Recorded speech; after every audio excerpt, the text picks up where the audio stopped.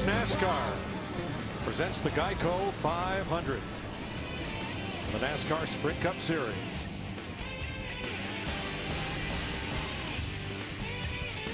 Off to the east in East Daboga on the way to Oxford, it's raining, and to the south off turns 1 and 2, dark skies and precipitation. The jet dryers just made a quick pass around turn 2. And we're told a little light spot in turn number 3 has gotten just a bit damp. So they'll address those. But the pace car beginning to roll slowly, and here comes the field behind it.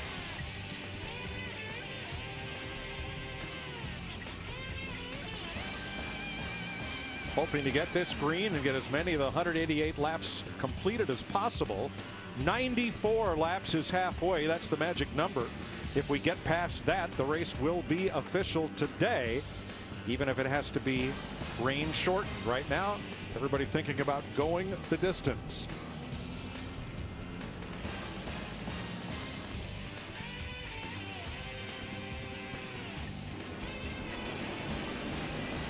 Let's have a look at the Geico starting grid for today's Geico 500. Chase Elliott won the pole at Daytona and backed it up with a pole win here against Austin Dillon, second front row start of 2016. Dale Earnhardt Jr. is a 6-time Talladega winner. Matt Kenseth won here in the fall of 2012. Jimmy Johnson, twice he's been to victory lane here. Ricky Stenhouse Jr., best of the Fords and best Talladega start. Brad Keselowski, 3-time winner at Dega. Denny Hamlin has won 2 of the last 8 Daytona and Talladega races. Carl Edwards won the last 2 this season, but winless on the restrictor plate tracks. Paul Menard, 6th or better, 4 of the last 5 here. Casey Kane, twice a runner-up at Talladega. Martin Truex, 100th of a second away from winning the Daytona 500 this year. Trevor Bayne won at Daytona in 2011. And Tony Stewart will go to the rear because Ty Dillon qualified the car and will get in it at the first caution flag. Stewart will start the car and get the points. Ryan Newman, top 10 in 3 of the last 5 here. Greg Biffle got his first career win at a restrictor plate race. And then the Busch brothers. Kyle won here in the spring of 08. Kurt Busch, runner-up 3 times on NASCAR's biggest track. Rookie Ryan Blaney got his career best Cup finish of 4th here last May. And Casey Mears, last 5 top 10s of his have come at Daytona and Talladega. What do you say we go inside the mind and the car of Dale Earnhardt Jr.? Go ahead and check your read. Hey, Dale Jr., this is Jeff up in the Fox Sports booth. You got me?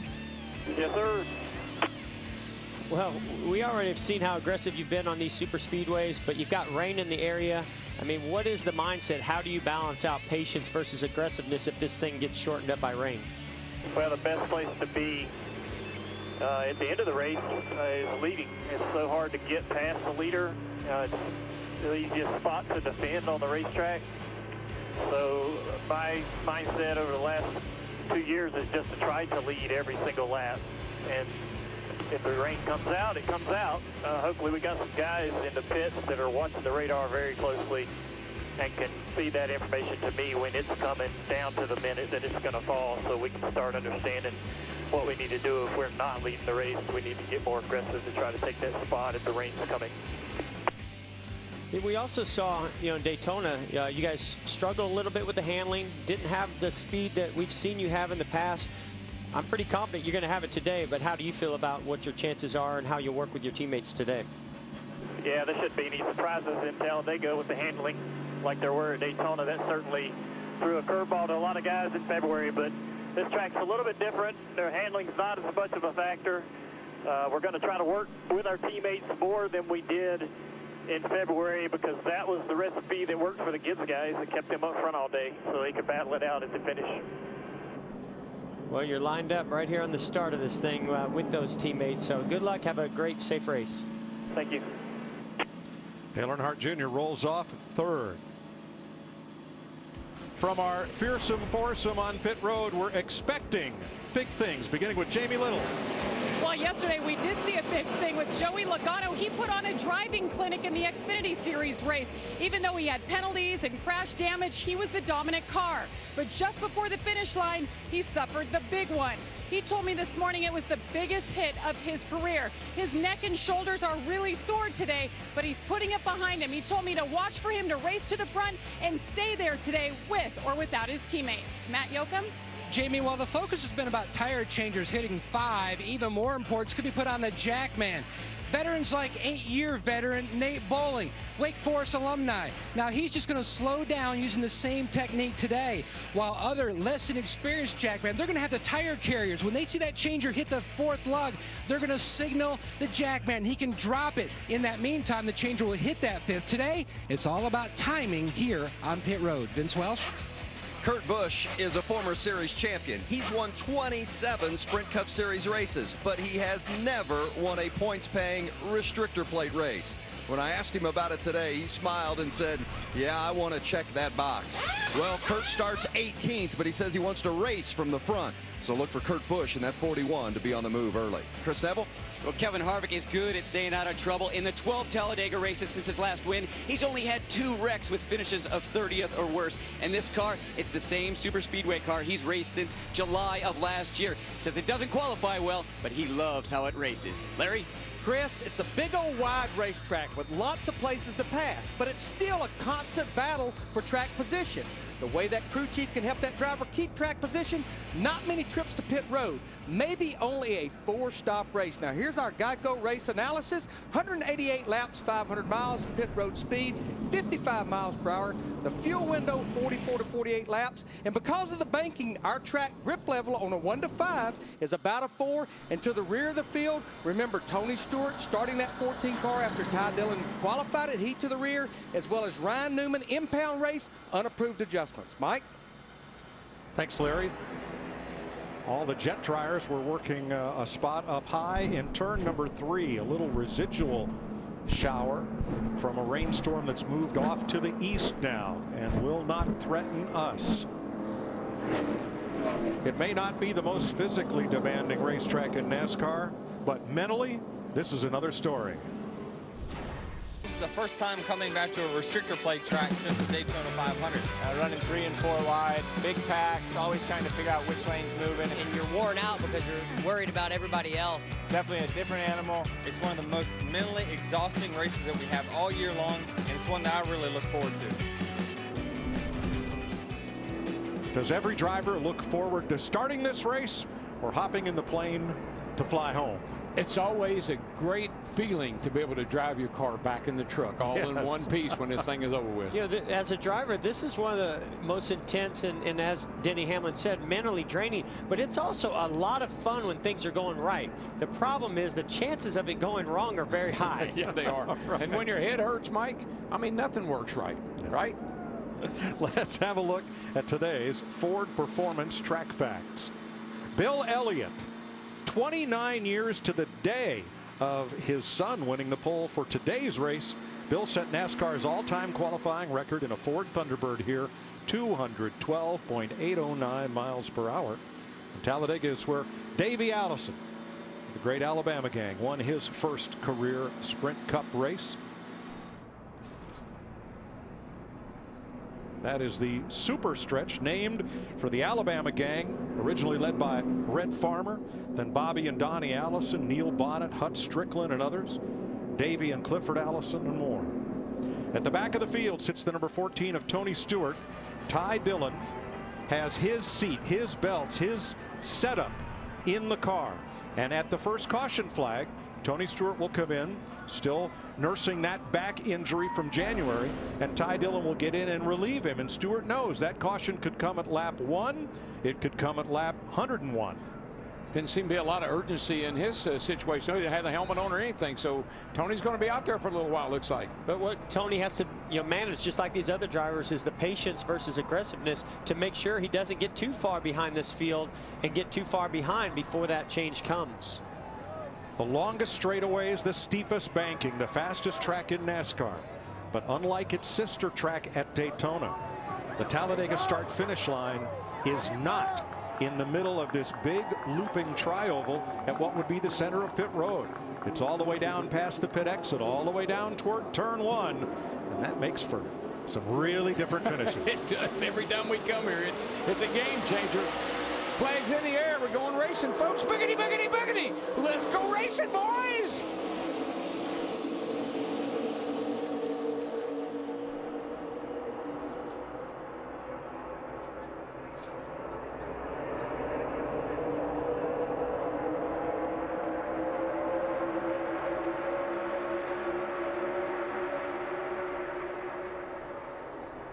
Boy, big gap opened up by the 24, and the 3 was able to sneak in between him and the 88. But now here comes a big push from the 20 on the outside of Matt Kenseth. And the 3 is going to get caught in the middle. In the sucker hole already. I mean, that was just should have stayed with the 24. Well, that's just a rookie. I think that's a rookie mistake. I don't know if anybody's going to go with Matt Kenseth out there. They're thinking about it. I think the 3 should have just stayed where he was. I know it. He thought the 20 had a run on him, but he should have stayed where he was. 20 comes down to side draft off the 3. Matt Kenseth trying to make something happen in that yellow Toyota on the outside as Chase Elliott leads the first lap. You know what I love? We didn't even make a lap, and they were 3 wide. Half a lap. Just like Daytona, Chase Elliott on the pole leads lap 1. Yeah, I think he was really hoping, Larry, to get both of his teammates, Dale Earnhardt Jr. and Jimmy Johnson, lined up behind him so they could get in line and take off and control this race, but that's not exactly the way it went. No, the 3 and the 24 really jumped out there to a nice little lead, and that let the field get a run on them. And right now, I mean, the middle may come in later, but right now it's just not the place to be. And by that 3 jumping out there, it now opened up that opportunity for all 3 Hendrick teammates to be right there, 1, 2, and 3. So while it didn't start off as a good plan, it's worked out pretty good. Front 6 single file. Kane and Dillon side by side. Bain in the 6 helping Kane in the 5, and 3 wide further back. Mike, one thing to watch is the side draft. You get right down on the guy's door. You see the 3 car to get right down on the door, but then on the straightaway you kind of spread out a little bit, put a little room between you and that car you were side drafting with. Now, I think this is where that urgency that you talked about, Mike, is going to come into play, because while those up front like being single file and in control of this race, those that are further on back, they need to get there. They know that they don't have the amount of time they would typically have here at Talladega, because they know that that rain is looming. You know, I talked about the side draft there real quickly. I think on the straightaway you want to separate yourself a little bit from the car that you're beside. But in a turn, Jeff, don't you want to get right down on that guy's door? Yeah, in the corners, if you can get on the right rear quarter panel of that car that you're next to and dump the air over to the rear spoiler and inside that fender well, you're going to pull that car back. That's what we call a side draft. But as you come off the corner, you want to widen out and create a gap to keep that momentum going for yourself and hopefully keep dragging that car back that's beside you. It's an art, and it takes practice, and I'm not real sure the 3-car did it just exactly right there on the start of that race. Ryan Blaney up 5 positions from his 17th starting spot. Chase Elliott leads Dale Earnhardt Jr. and Jimmy Johnson around Talladega. Matt? Mike, taking a page from Joe Gibbs Racing's game plan at Daytona, Dale Earnhardt Jr. told Jeff Gordon on the pace laps he wants to work more with his teammates during this event. In fact, he told his spotter, TJ Majors, to position himself on the spotter stand near Eddie DeHunt, the 24 team spotter, to help with that messaging. Can you hear that spotter for the 24? I can't be. We're going to try to work together today. It might be important to jump each one. Just tell him don't drag the brake, don't lift. 10-4, I'll go tell him. I find that fascinating, because if we go back to Daytona, it wasn't that long ago. On the opening laps, Dale Jr. was right in this exact same position behind Chase Elliott. They came through the tri-oval, and he made a big move, got a big surge of momentum from behind, and made that pass on Chase Elliott and took the lead. He wanted to be in control. They saw what JGR did at Daytona and how they dominated this race and won it. Jamie. And Chase Elliott leading the field. He's in the same car that sat on the pole for the last 5 restrictor plate races. Now remember, he was caught up early in that wreck at Daytona. They told me that was a lesson they're glad they learned, because today they won't be be as aggressive. They're going to take their time, and they want to finish the race. That is the goal. But so far, the 24 doing a great job. Yeah, and I'm seeing those teammates group up already. The 18 started all the way back in 17th spot, and he's already gained a bunch of places here, and he's getting up there with his teammates. Now, Mike, this goes right back to what we talked about at the beginning of this race. The 11 went to the outside of the 3. That's not the preferred line, but he knew he had the 78 behind him that more than likely would go with him. He made that move. Now he gets to move back down in front of the 3 car and hopefully bring the 78 with him. Now that puts 3 Toyotas in line. One in front. He's too wide now. 78 is. Right behind the 3 Chevrolets. Matt Kenseth, Denny Hamlin, and Martin Truex, whose Furniture Row operation is a satellite team of Joe Gibbs Racing. Those Gibbs cars are already teaming up. Jeff, there's the 20, the 11, the 78. They're all getting together. You know, they don't qualify as well as we've seen the Hendrick cars or some of the other Chevrolets, but man, when they drop the green flag, these cars are so fast.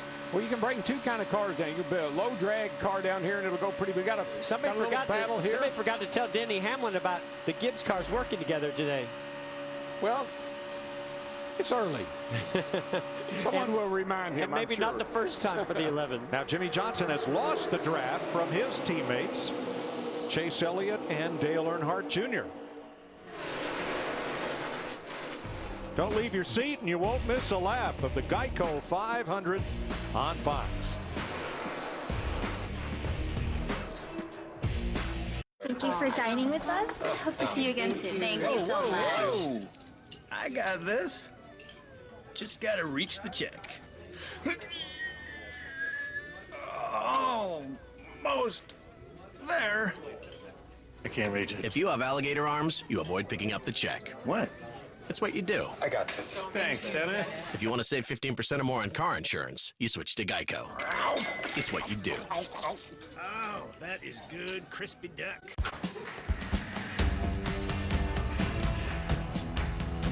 Your name's been in a lot of places, but there's only one place you really want to see it.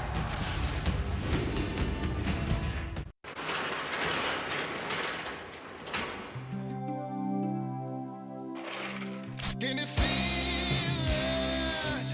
The taste of Coca-Cola.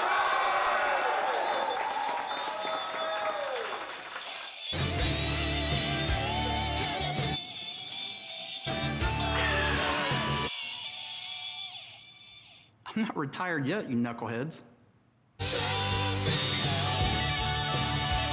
Thanks for coming today. How you doing? Well, today's going to be pretty easy. I want each of you to grab a 2x8 and cut it. You'll have 2 saws to choose from, a power saw or a hand saw. So which saw did you use? Power saw. Power saw. Power saw. You all chose the most powerful tool. Wouldn't it make sense to make the same choice when it comes to your truck? Absolutely. This is the 2016 Chevy Silverado. It offers the most powerful engine in its class.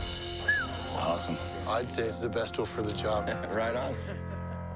America, the Sprint network is now more reliable than ever, and I'm on a mission to prove it's the fastest. I'm traveling the country betting anyone and everyone that Sprint is faster than their network.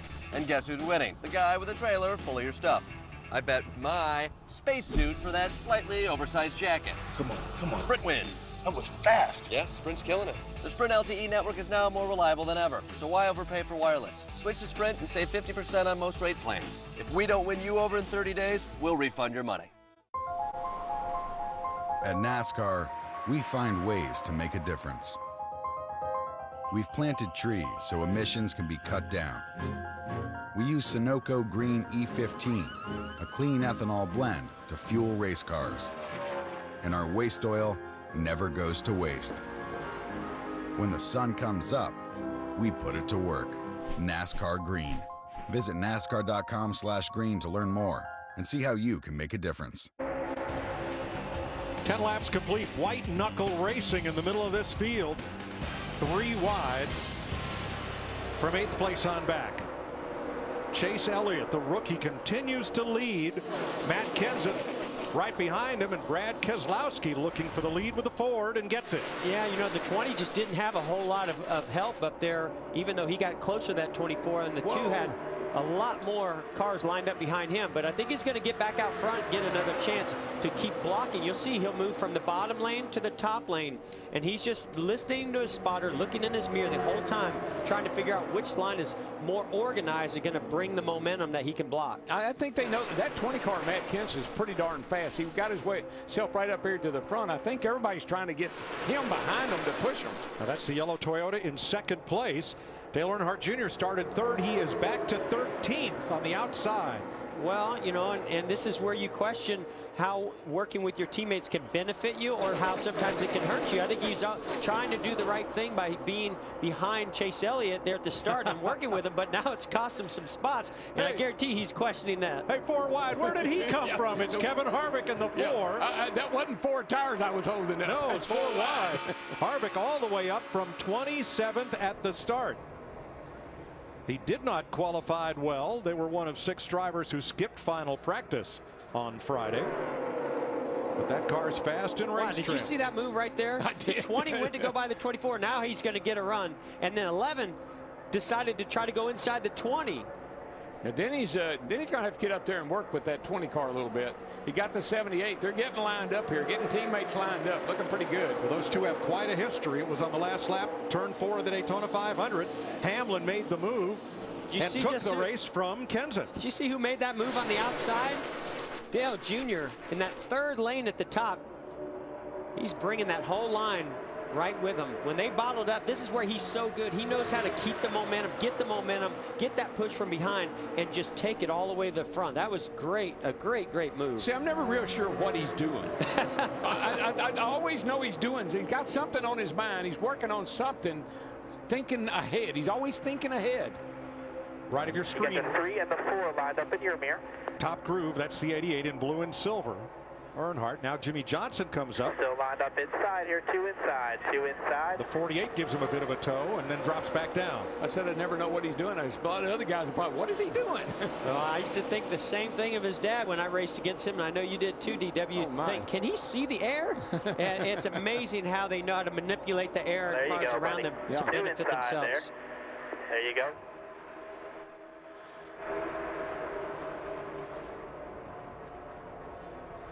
You know, just imagine you're on pit road and you're Ty Dillon watching this going, I got to go get in the middle of that. I hope he stays out there a long time. Well, let's find out. Here's Jamie.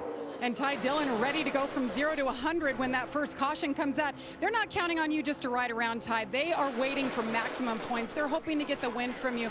What is it like standing here just waiting and watching? It's something different I've never done, but it's different. You know, I'm trying to kind of race in my mind while I'm watching. Tony said he's comfortable in the car, so we're just kind of biding our time, and I'm just trying to, you know, mentally act like I'm in the car right now, and just so I'm prepared to get in, and it's going to be exciting here in a little bit. All right, as soon as that caution flag flies, we'll watch the driver swap. Jeff, that 24 is a strong piece. I mean, it doesn't matter if somebody gets a run on him, he'll go high and come back around them. He's really been able to hold the lead. And look right here, who's stuck 4 wide in the middle? Jimmy Johnson going backwards. He got shuffled there a little bit. Now he's going to get back in to the middle 3 wide. That middle lane seems to work pretty good here. Now below him is the 17 of Ricky Stenhouse. Stenhouse started 6th. He went all the way back to 30th. He's climbed all the way up to 15th. That's the beauty of the draft. That's the beauty of this track, and these cars run together like this. You go back and forth, back and forth. Matt Kenseth leads the Geico 500 from Denny Hamlin, pole sitter Chase Elliott, Martin Truex, and Casey Kane. You're watching Fox NASCAR. Coming around to complete 20 laps, Matt Kenseth, the leader in the Talladega infield. This young fella channeling his inner Ty Dillon, practicing the driver change. Like his car. Yeah, he's got the roof hatch on this one. Yep. Good to go. Oh, great shot. Wow, how things change. 4 of the front 5 right now are those Joe Gibbs aligned Toyotas. And I was mentioning earlier about a car, 2 kind of cars you can bring to these racetracks, Daytona and Talladega. What we call a slick car, a car with not a lot of downforce, really go fast by itself. Then a car with a little bit more downforce built into it to make the car handle better. I think that's what the Gibbs' secret is. I think those cars handle so well that they can go anywhere they want to. David Gilliland, only his second start of the year, and he has made the most improvement since they dropped the green. That's his blue and white 35 on the inside. You can see this, yeah, you can see this outside lane trying to form. You know, as long as they're 3 wide, that even middle line or the outside lane where Chase Elliott is at, it really will never be able to get all the way up to the lead. If those cars can get in line, that outside lane will actually move. But they're 3 wide. They're trying to make some moves, and that's led by Jamie McMurray. But we've got Dale Jr. and Jimmy Johnson in that lane. I mean, there's a lot of good cars trying to make that work. Now, we've been green flag all 22 laps. Tony Stewart is 38th. He is right at the tail end of the lead draft, just holding station until that first caution, when he will climb out and Ty Dillon will get behind the wheel of the number 14. Now, if you're wondering about the rule, the driver who takes the green flag is the driver of record, no matter what happens next, no matter who gets in the car, how many relief drivers. One day at Dover, Dick May drove 5 different cars trying to get to the end of the race. But the car you start, you are the driver of record. Yeah, Mike, we just completed lap 22. If I look at the last 10 spring races, and mainly thinking about Tony Stewart, that 14 car, the average lap of the first caution, lap 24, about 2 laps from now. Oh, boy. Well, that's something to watch for. 24th lap, see what happens. That's 2 laps away. Let's take a look at our nationwide Dale Jr. performance report, Matt. Mike, whether a driver's at the point or like Dale Jr. right now, mired mid-pack, the key is keeping those temperatures in line so you don't overheat the engine. And Dale Jr. told TJ Majors, his spotter, and crew chief Greg Ives, you're going to have to keep an eye on the grill. So that way, if we get trash on it, I have enough time to work in behind other cars to use that air to get the trash off. I tell you, that he picks, I don't know why, but he seems like every race, Talladega and Daytona particularly, he picks up trash on the grill. I'm not sure why, but he always does. Well, one reason he's usually out front, and doesn't the leader clean the track for everybody? Yeah, It's that first hot dog wrapper. Dale Jr. is not happy right now because this is not the position he prefers to be in. He likes to be aggressive up front, block those cars that are forming up behind him, and there's definitely some urgency with him. And a lot of patience that he's going to have to really show right now, because he'll get up there, but it's going to take a while. He's the next to last car in the middle lane in 26th, now 22nd place. That's how fast things change at Talladega. Matt Kenseth, your leader. Whoa, whoa, whoa. Uh-oh, what happened? There's Casey Mears on the Geico Super Cycle. Geico, over 75 years of savings and service. Thanks to Booty Barker and the Geico team for allowing us to mount a front bumper cam on their number 13 today. After 27 green flag laps, Matt Kenseth has led 14 of them. Chase Elliott led the first 13. Denny Hamlin, Elliott third in a car that was rebuilt after he crashed in the Daytona 500 after starting on pole. And look at some of the drivers who are off the pace from their starting spot, falling well back in the field. Elliott wants the lead back. Oh, he has a fast race car. Look, Denny Hamlin wants to go with him here. Yeah, as soon as that 2 car coming up on the outside, had been pretty quick, and he's up there with Chase Elliott. We might get something going here, boys.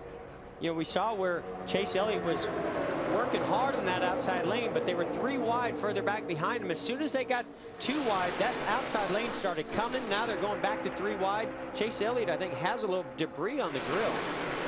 How about a number of cars do? How about Keselowski, Chris? Yeah, Brad Keselowski right now having a good run in that outside lane. He'd prefer if Chase Elliott wasn't in front of him. He's saying my car working a lot better when I'm out front. He says when he gets up underneath the bumper of a car in front of him, he just loses the nose. How about Casey Mears right with him?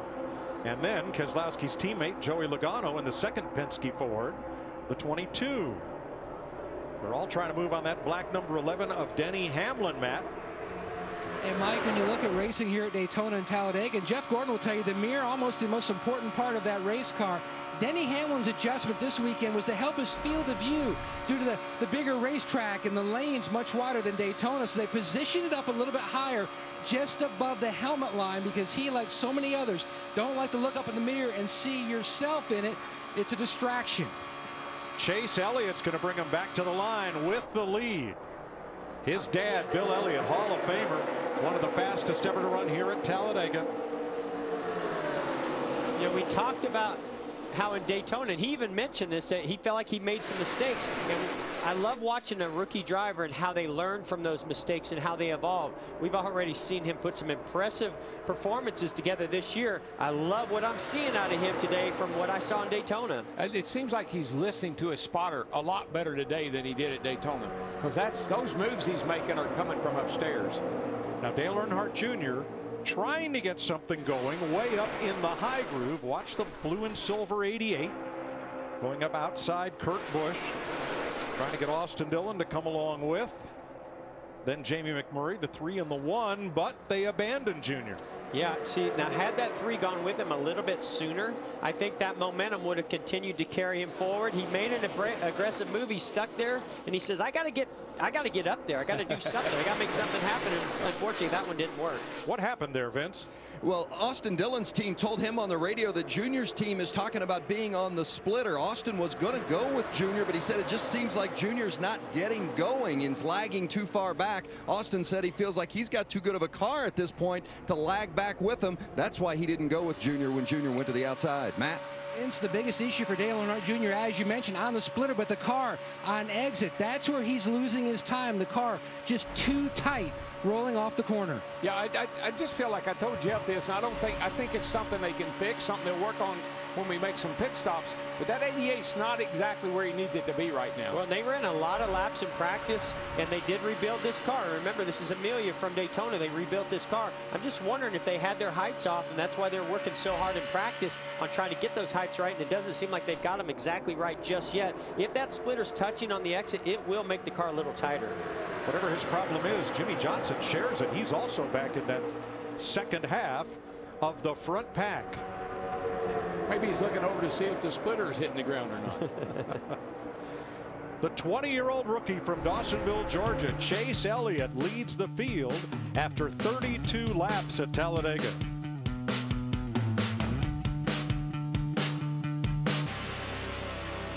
"36 green flag laps complete. Denny Hamlin, the Daytona 500 winner.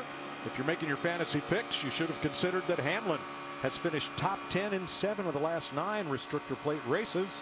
For a limited time, switch to Sprint, save 50% on most Verizon, AT&T, or T-Mobile rates. Sprint, better for less. Chase Elliott is your leader over Matt Kenseth and Denny Hamlin. The race here last fall, Larry, went 132 laps before the first caution flag. If we stay green, how long? Here comes some. I think you just got your answer, Mike. That's a typical deal. Throw it to me, and they start hitting pit road. Is the caution coming next to Larry? Matt. And many of the Gibbs cars on pit road, the 48 of Jimmy Johnson, you can see a chassis adjustment for him. They're going to go 4 tires. Meanwhile, the guy that almost won the Daytona 500, Matt Kenseth, 4 tires as well, an extra pump on the jack, hitting all 5, and he's away. He needed to be a little bit tighter into turn 3, Jamie. And Martin Truex Jr. was running exactly where he wanted to. The plan had worked out perfectly. A 4-tire stop for the 78, as you see many others peeling away as well. Now the new rule this week, all cars must start the race with 5 tightened lug nuts, and 5 must be glued up to each wheel and must be installed on each pit stop. Every car must finish the race with 5 tightened lug nuts. Keselowski, McMurray. This can be a really challenging pit road to get to under green as well. These guys are doing a great job so far. You got to let people know what your intentions are, and the spotter's got to be on his game too, buddy. You get run over trying to get on pit road. We see it all the time. I'm a little concerned with Dale Jr. making a pit stop because he's already on the splitter. It'll really get on the splitter coming to pit road. Whoa. Little Old Faithful from Keselowski. Whoa, that's well, we thought we saw some debris on his grill, and so this is an opportunity for them to get that debris off, but he definitely got a little hot. So those 10 cars that pitted last lap exit together and will form up in a draft. And here come the leaders. Chase Elliott, Casey Kane, Trevor Bayne, Michael Waltrip, and more. Wow. Oh, oh, trouble. Around goes Danica Patrick. That's Paul Menard has to slide to a stop. She got a lot of damage to the left side of that car. I just don't think Paul realized she was pitting that early. She's got to This is going to cost her a lot of time here. Got to get in the box. Goodness. Matt? And service already complete by Dale Earnhardt Jr. He had to do the hard left to get around Lieutenant Patrick in the 27 car. Jr. was not accustomed to pitting so close to the entry to pit road. He told his team they needed to give him better sight lines and reminders hitting his way to pit road. He said the car was plowing. Big adjustment for the 88. Elliott and Almirola coming out together and trying to form up in the pack. Jamie? Well, Tony Stewart came in, but he made a pit stop and he stayed behind the wheel. Remember, they only want to do the driver swap under caution to save as much time as possible. It'll take about a minute. Tony's in there. He's happy. The car is good. They're waiting for that first yellow flag before Ty Dillon gets his shot. Now Chase Elliott, having come out of the pits, he's not yet up to speed with everybody else. He just came off pit road. Yeah, he's still building speed. I don't know. There seems to be a problem there. Well, no, this is the problem when you're in that #1 pit stall. When you come off pit road, even if you have a great pit stop, it's a huge difference in momentum. That line that was already on the track was building. They just went right on by him. Wow, I thought there was something wrong with that car, the way it was not able to catch up with the other cars coming out of the pit. That's why it's so important to pit with a group and come off pit road with the group, because the draft means so much at speed here. All right, pit penalties. Trevor Bayne, Tony Stewart, too fast exiting their pits. And the number 38 of Landon Castle's team was over the wall too soon. Something's not, I don't know what's going on with that 24, but he's just falling back like there's a problem. I think it's just because he's by himself. Those two groups were all built up together, and they just had so much momentum that he couldn't keep them behind him. Kyle Busch, your leader after pit stops. Martin Truex, Matt Kenseth, Denny Hamlin, all out front together. Jamie? Yeah, and Jeff, you're exactly right. Nothing being reported on the 24. The car is neutral. He's happy with it. He simply lost the draft, and he's running by himself, waiting for some teammate help. Well, he's not exactly by himself, but... Well, what happened was he came off pit road by himself, and everyone else, these 6, 7 cars were running 10 miles an hour faster. But look at this debris on the front of the 18 car. That's going to be a big problem. Got to get that off. That's a windshield tear off. It's found its way to 3 or 4 inches of the grill. somebody's inlet. That'll burn the engine up in a hurry. That's got the whole bottom of it covered up. Kyle Busch, your leader. Let's go back to the contact on pit road. Danica Patrick. You can see the 43 of Almirola get inside Danica. Danica's trying to get it slowed down. She's got Menard on her inside and the 32. She cut right across Bobby Labonte's nose and into the path of Menard. Yeah, when you're pitting that early on pit road, you really need to get down as early as you possibly can to make sure that no one ever can get inside of you in that situation. Add Brian Scott's 44 to the list of teams over the wall too soon, and serving a pass-through penalty at pit road speed. Kyle Busch, Martin Truex, Matt Kenseth, Denny Hamlin out front. A bit of green flag pit road chaos on the first stop.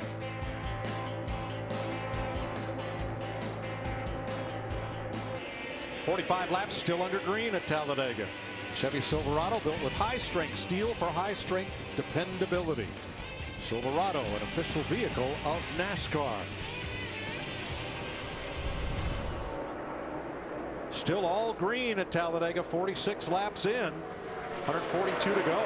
How did Kyle Busch get the lead of this race? Well, they taped up the grill. You know who's the best at getting to pit road and getting off pit road?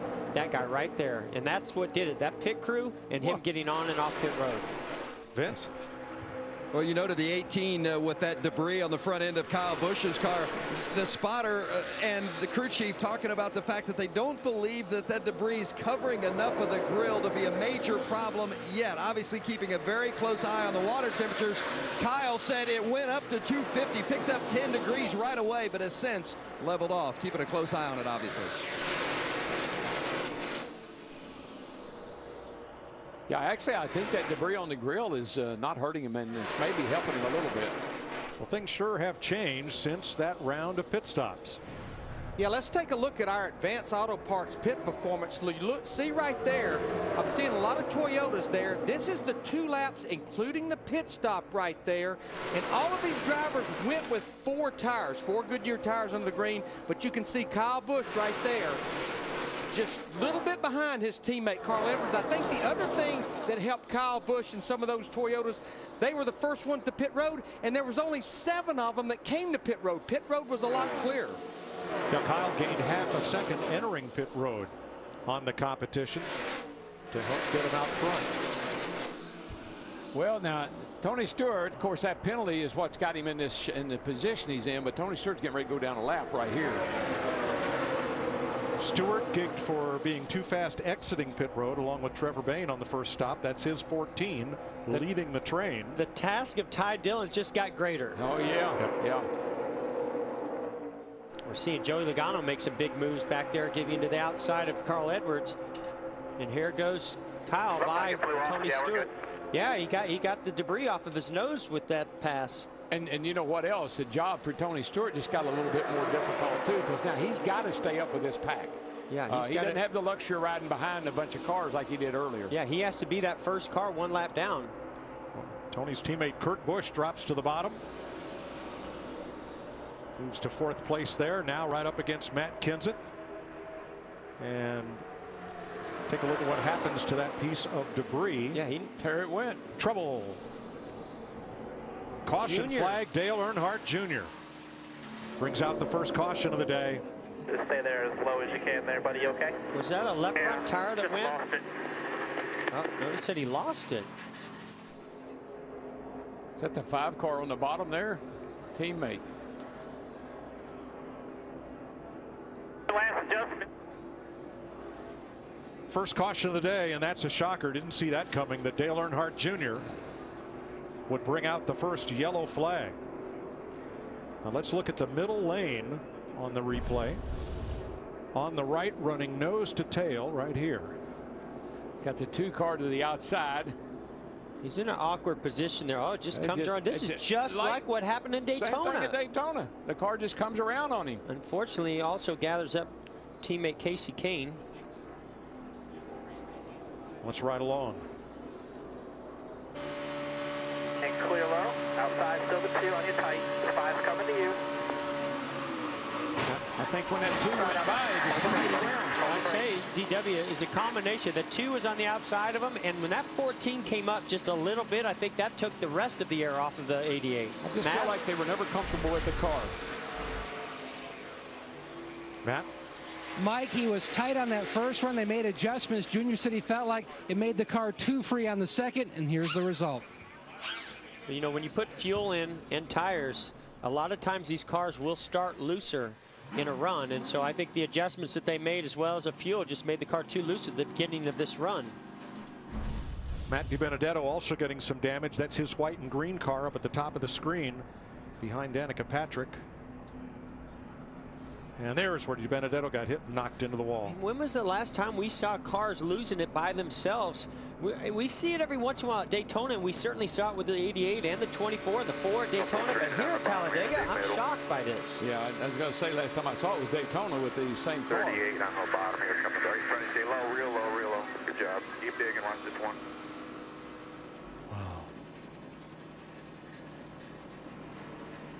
Pit road is closed. We anticipate the driver change for Tony Stewart, but now Stewart gets the free pass. He's the first car 1 lap down, so he'll have to come around, make up that lap before he can pit and swap off for Ty Dillon. Hey, Jeff and Darrell, one thing I do question, most everyone that came to pit road changed 4 tires. They only put 2 tires on that 88 car that stopped. Yeah. That's a great point, Larry. Now that's David Green just walking past the camera shot. He's a NASCAR official now. He's a former champion of the Busch Series, and he is in charge of safety issues on pit road. So he will be one of 2 officials closely monitoring the driver swap between Tony Stewart and Ty Dillon. Yeah, David is from Owensboro, Kentucky. He got 2 brothers. They all raced, and of course, David was a champion. Yeah, I raced a lot with David Green in the Busch Car National Series, or now Xfinity Series. Raced with him in the Cup Series as well. And it looks to me like he's just reminding all those crew members of what they can and can't do. Now pit road is not yet open. So that's David Gilliland with damage as well. Pitting early. Jamie, what's the plan on the 14? So on the 14, NASCAR just told them, remember, you guys can't come in yet until you get the Lucky Dog wave around. So Ty Dillon waiting. Remember, when Tony gets out, those belts are Ty Dillon. So the air hose, he just let him know the air hose is now behind the seat, so they're going to have to hook him up. They're expecting it to take about a minute. And remember, this isn't something Tony really wants to do. He's just erring on the side of caution. He doesn't want to get out of his own race car, but Ty Dillon is ready to take over, and they will do that as soon as the wave around happens. Tony said earlier this weekend, this is the deal I made with the surgeon and the doctors so that I could run Talladega, is that I'd get out of the car at the first opportunity. And maybe also so I can run Richmond. You know, yes. I think it allowed him to get in there even a week earlier. Yeah, well, I know football players. They'll be well enough to play football, but they don't want to take a chance on injuring the injury they already have. So just getting a little bit more time for that back to heal is a good deal. Now, during the run of green flag pit stops, Michael Waltrip took over the lead. This is his 60th Talladega start and the 34th time that he has led here. I'd say we may see a lot of fuel only, and that's when things really gets congested on pit road.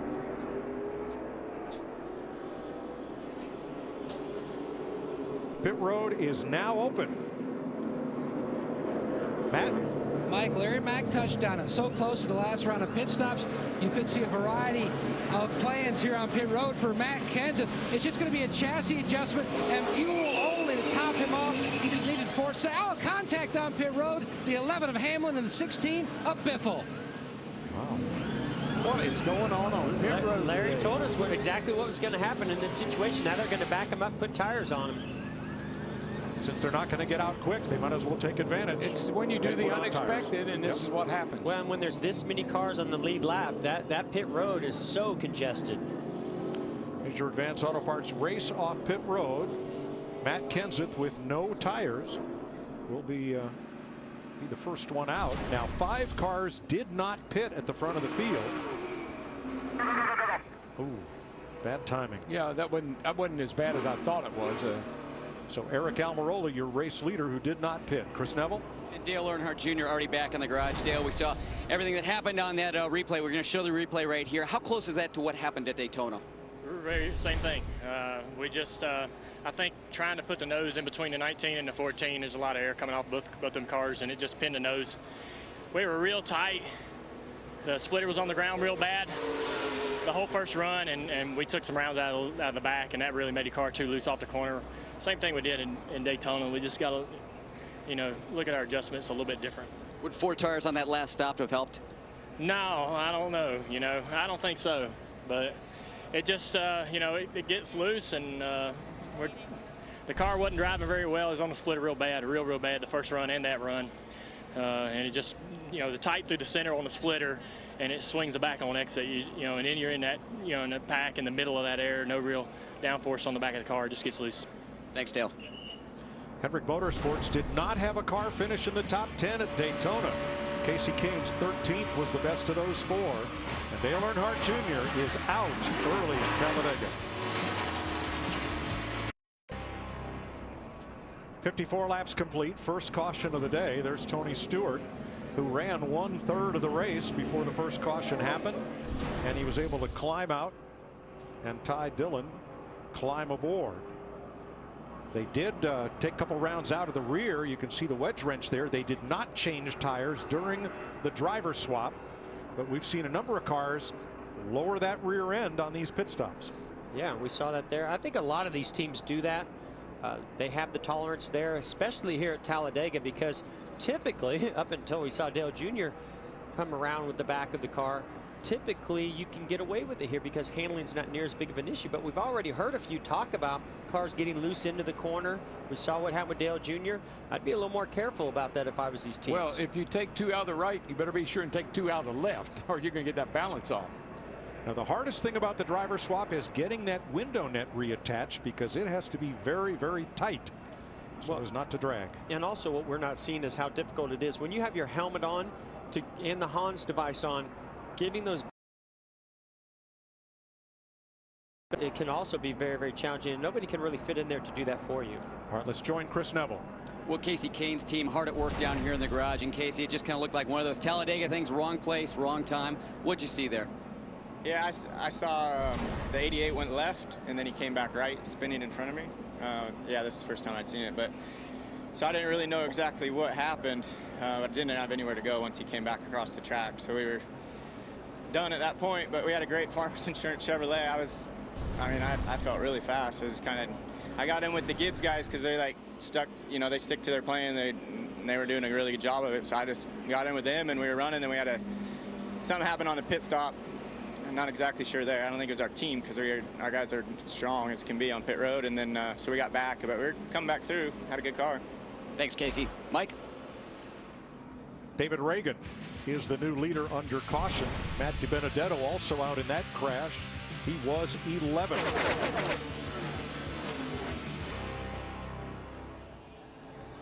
Fans, the NASCAR Sprint All-Star Race is right around the corner. Once again, you have the power to vote one driver into the field. Go to NASCAR.com/SprintFanVote or the NASCAR mobile app. Cast your vote. You can vote once a day, and remember, votes shared via Facebook and Twitter count twice.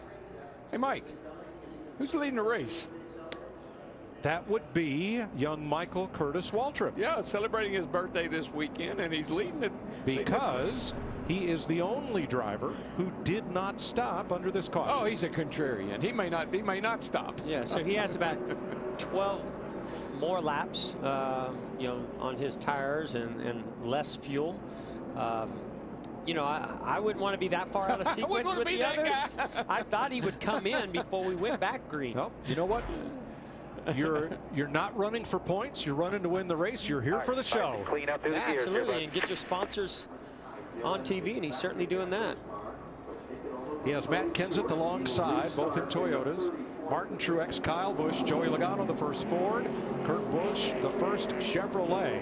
As we come around to complete lap 57 and go back to green. 131 to go when they get to the line. Green flag. Up to speed. He hadn't peaked yet. Look at that. Drives right in there beside of Matt Kenseth. Oh, look at Chase Elliott, the 24, almost get into the 41. The 2, they're pushing. Get really aggressive here. They want that outside lane to move, but you can see the 22 is also pushing the 78. Line you want, coming to your bumper. Guys, if you watch the Xfinity Series race yesterday, the rule is you cannot lock bumpers. In Sprint Cup, you can push them all your heart desires. Yeah, you certainly can, but the reason they allow that is because these bumpers don't line up very good, Larry. If you're going to push in this series, you're going to cause some potential big problems. But we do see it on restarts. We do see it late in the race when it's time to go, time to get aggressive. Yeah, these cars will get hot. The opening for the grill is a little smaller. These cars will get hot if you stay just pushing forever. Matt Kenseth has his nose in the wind. Kyle Busch right behind his teammate. Kurt Busch on the outside with Chase Elliott and Brad Keselowski. That 020 car is strong, boys. Oh. Whoa, now. Oh. Whoa, Mikey. Whoa, Mikey. Knocked out of shape. It's not going to be good when he comes out. No. No. Come on, man. Ah. Contact. Two other cars go around, and Casey Mears' car is all torn up. Oh, man. The 78 just gave him a big shot, kind of put him under the yellow line. He tried to stay down there, but he just had such a bad angle coming back up onto the banking there. Nowhere for the rest of those. Michael Waltrip spins, and Casey Mears has heavy damage. There was one other car spinning. What the hell happened? Yeah. 78 got to run to your bumper instead of letting off. He just got shoved right into your bumper. Well, let's show what you just heard. Michael will be third, the blue car on the inside line. Now 78's got the 22 pushing him and get a run. Yeah, the 78 has no choice there. He's being pushed. You know, he wants to hit him as square as possible. Unfortunately, he goes left a little bit there and clips him in the left rear. Yeah, that which just turns sends you him, off the track. Yeah, just sends you straight down like that. Michael Yeah. did everything he could to stay out of those cars that were coming around him. Sideswipe Casey Mears, and he goes into the wall, and Almirola, the blue car, goes around on the bottom. Wow.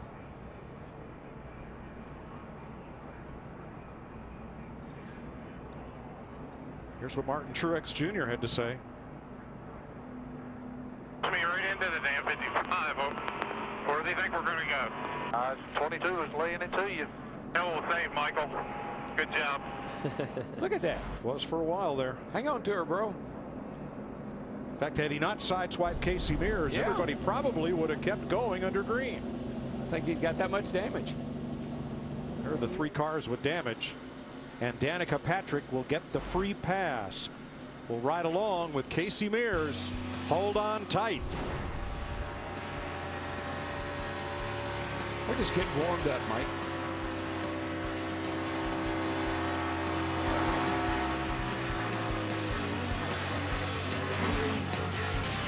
.33 laps from halfway here at Talladega. Matt Kenseth leading Kyle Busch under our second caution. Earlier, Tony Stewart in his first race back from the injury, swapping out on the caution with Ty Dillon, and he's standing by with our Jamie Lynn.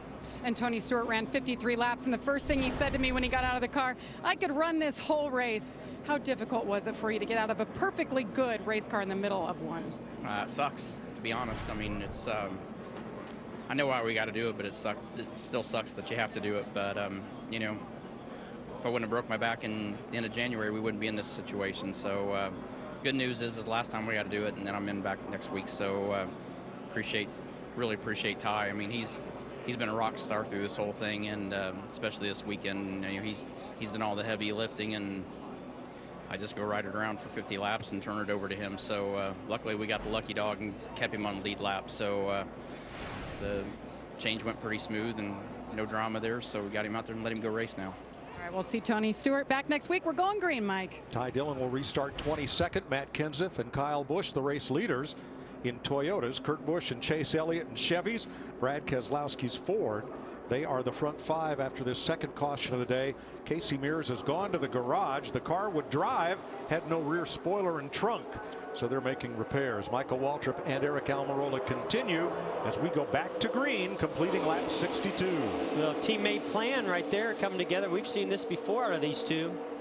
Yeah, and by the way, Mike, I don't think those lucky dogs are definitely Tony Stewart and Ty Dillon, because they got a lap down, they got the lucky dog, they got back in on the lead lap, and he's back in the race.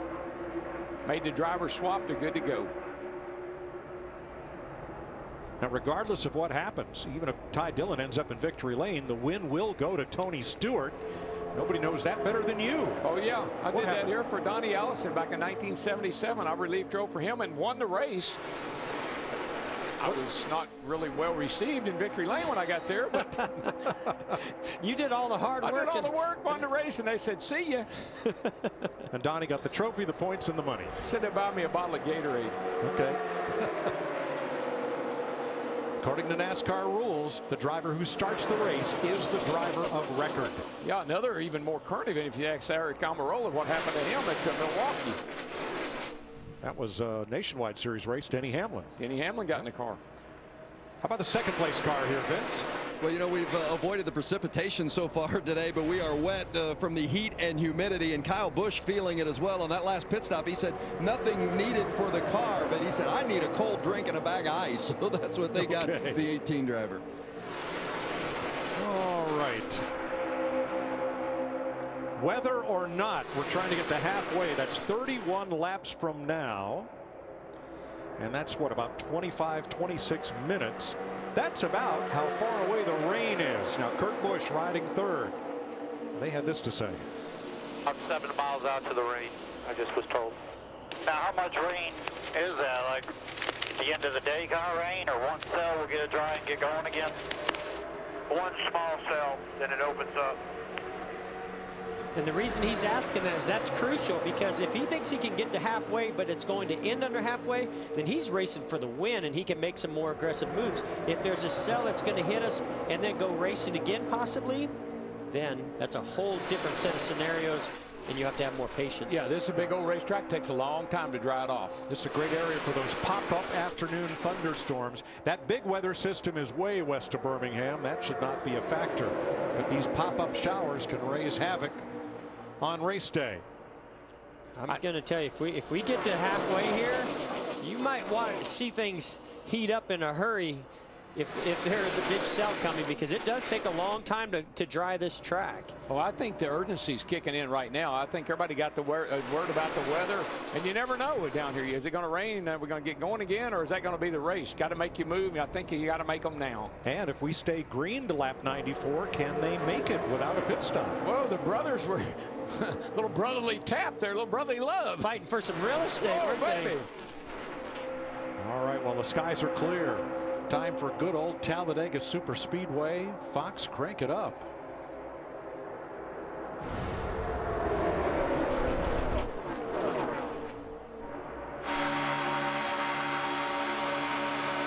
Quarter in front all the way up. In line with you still.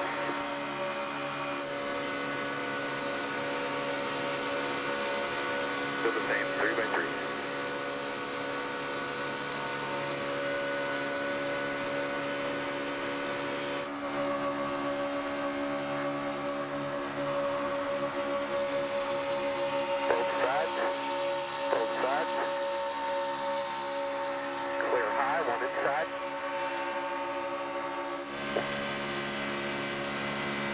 Bottom of 3 again. Bottom of 3. Middle's coming. Bottom of 3. Half back to your help.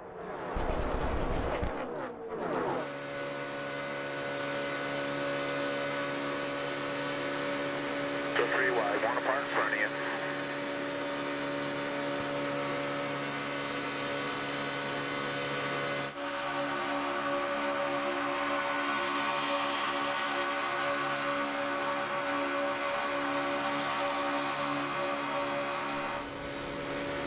Jamie McMurray rushing up to 3rd place on the outside with Trevor Bayne behind. But look at that debris on the grill. Yeah, got a little trash on the grill.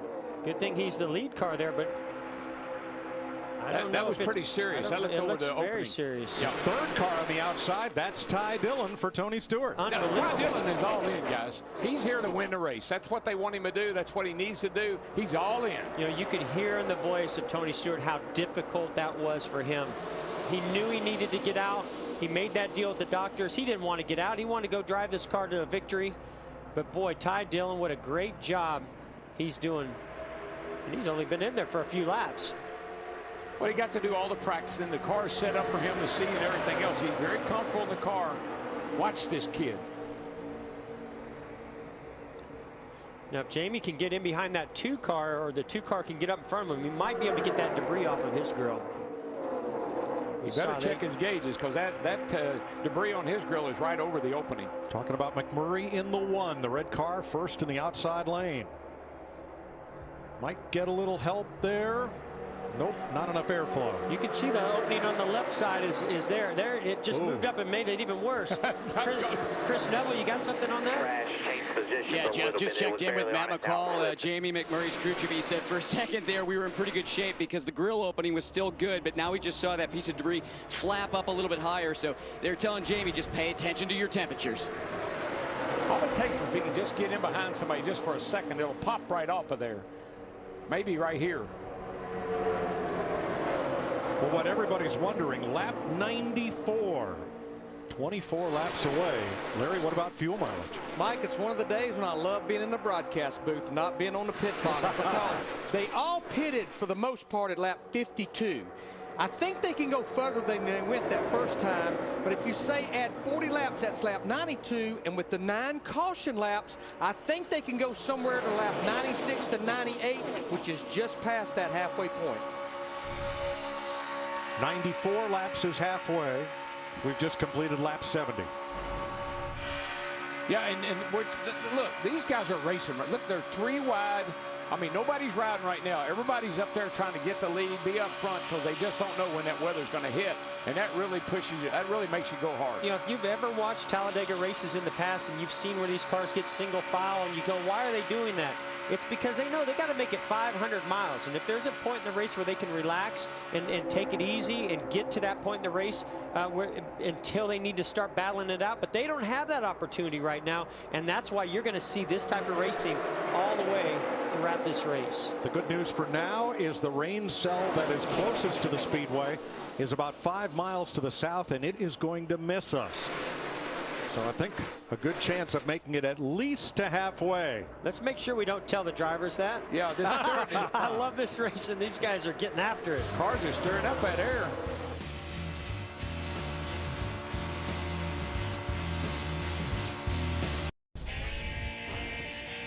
Matt Kenseth has led the most laps today, 30. He is no longer the leader, however. The Sprint LTE Plus network delivers faster download speeds than other national carriers. Sprint, better for less. 75 complete. Brad Keselowski has his Ford in the wind ahead of the Chevy of Chase Elliott and the Toyota of Kenseth. I believe Keselowski is, oh, did you see the 24 got a little loose off turn 2 there? I think he was trying to get down in front of the 20. I think he was, but man, he almost lost that thing. We've seen him working aggressively trying to get this lead from the 2-car Brad Keselowski. That's what I love about young rookie drivers. They're not thinking about the end. No. They're thinking about now. How do I get the lead and maintain it? They don't know what they don't know. That's the problem. Truex going to the outside of Austin Dillon there in the number 3, who had the middle lane. Now, no help for the 78. No, but I'll tell you, you can see the 24 backing up to the 20.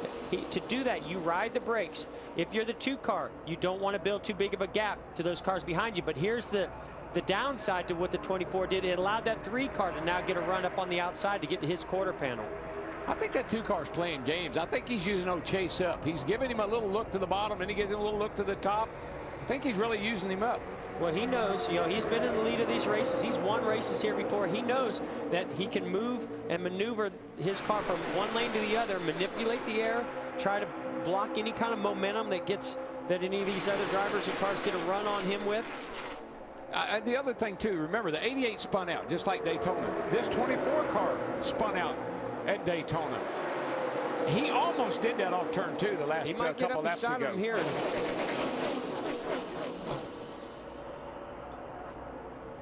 2 is strong out front. After winning the pole, Chase said, I made a lot of rookie mistakes at Daytona. Now I've got more races under my belt. I've been working for 9 races with Eddie DeHaan, his spotter, and with Alan Gustafson, the crew chief. He says, I'm better prepared for this race than I was for Daytona. I tell you what I think I see him doing today. He's listening to that spotter. When he says you're clear, he makes a cut. When he says go high, he goes high. You have to trust that spotter. Got the 11 trying to catch him, then the 6 comes you show from the 20. 18 is off of him. That was a key element right there. 18 is off of him. That means that you're not going to get a big push from that line. You can see the outside lines. Shoving the 3 up top here. Yeah, they're far more organized. McMurray is such an aggressive driver everywhere we go, but especially he's got a lot of confidence at these restrictor plate racetracks. Still there. The 20 is off of you. 18 is off of him. Here comes McMurray. Big run off of 2, right into the back of the 3. They might be able to get ahead of steam going down the back. Jimmy is 3 wide.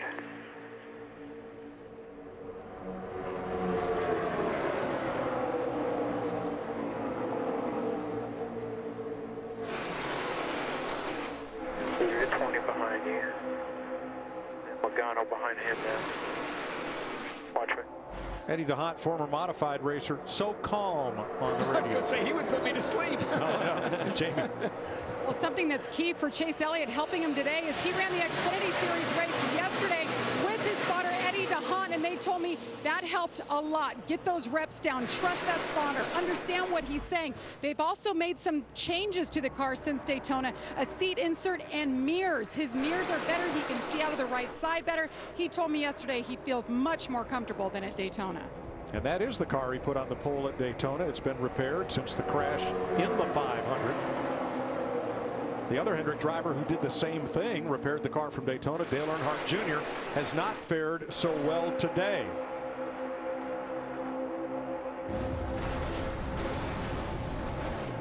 Lap 50. Dale Earnhardt Jr. in silver and blue, middle of the screen. Just got loose off turn 2, and the car turned around. Matt Yoakum. Mike, the greatest asset any race team has is people, and Steve Berg, who's in charge of the restrictor plate cars for Dale Earnhardt Jr., learned racing from Jay Signori at IROC. He spent the past 4 weekends getting Amelia ready to come back to the racetrack, though right now, crew members from the 48 and 88 working on this mount, trying to get it fixed up enough so he can get back out and at least play with the boys and girl out on the racetrack many laps down. Mike, Jeff, I think you got to admit, these guys are racing the halfway right now. That's what they're thinking. Absolutely. You can tell. I mean, they're making big, bold, aggressive moves. They want that lead. 14 laps to the crossed flags that signify halfway. If it rains after that and the race can't be restarted, whoever is first is the winner. People know me as Dale Earnhardt Jr. race car driver, but there's more to me than that. I'm also an animal lover, and to my animals, I'm the whisperer.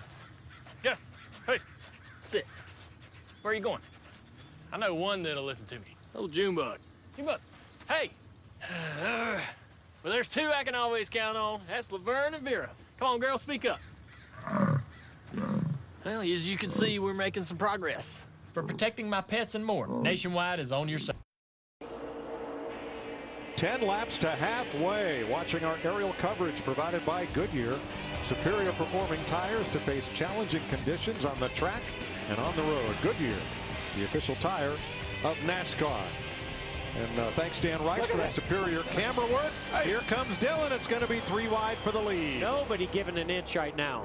I tell you, the 2 and the 11 are just racing side by side like a drag race all the way around the track. But you got to give Denny Hamlin a lot of credit. He is a great drafter, I guess we call him here at the super speedways. He works the air, manipulates the car and the air around other cars so well. Of course, yeah, he's got a great race car, but my gosh, the job he's done by picking the different lanes, getting the momentum and getting up there to battle Keselowski for this lead, fantastic driving.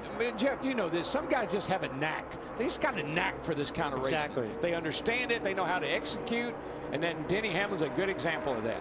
Vince, how about Austin Dillon trying to pull the 3 to the front on the outside? Yeah, you know, we talk about how you got to have a good car, but you got to be really lucky to win at these restrictor plate races. Dillon obviously has speed as he's running up there toward the front of that lead pack, but he also got very lucky earlier in the race when Dale Earnhardt Jr. crashed. Dillon was right in the middle of that and could have very easily been taken out. He took a little bit of contact, but it just scuffed the paint on the nose of the car. But that's one that they'll look back on and say, we got lucky there if they happen to end their day in victory lane.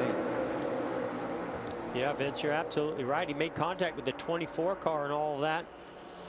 Got away with very, very minimal damage, so very fortunate. I'm waiting for McMurray in the 1 to make the big move. He's been close to the lead, but he can't quite get there as Keselowski in white and Hamlin in black lead the field. Well, no one has pushed McMurray. Now, I'm not saying he hadn't pushed a lot of people, but nobody's really got behind him and helped him.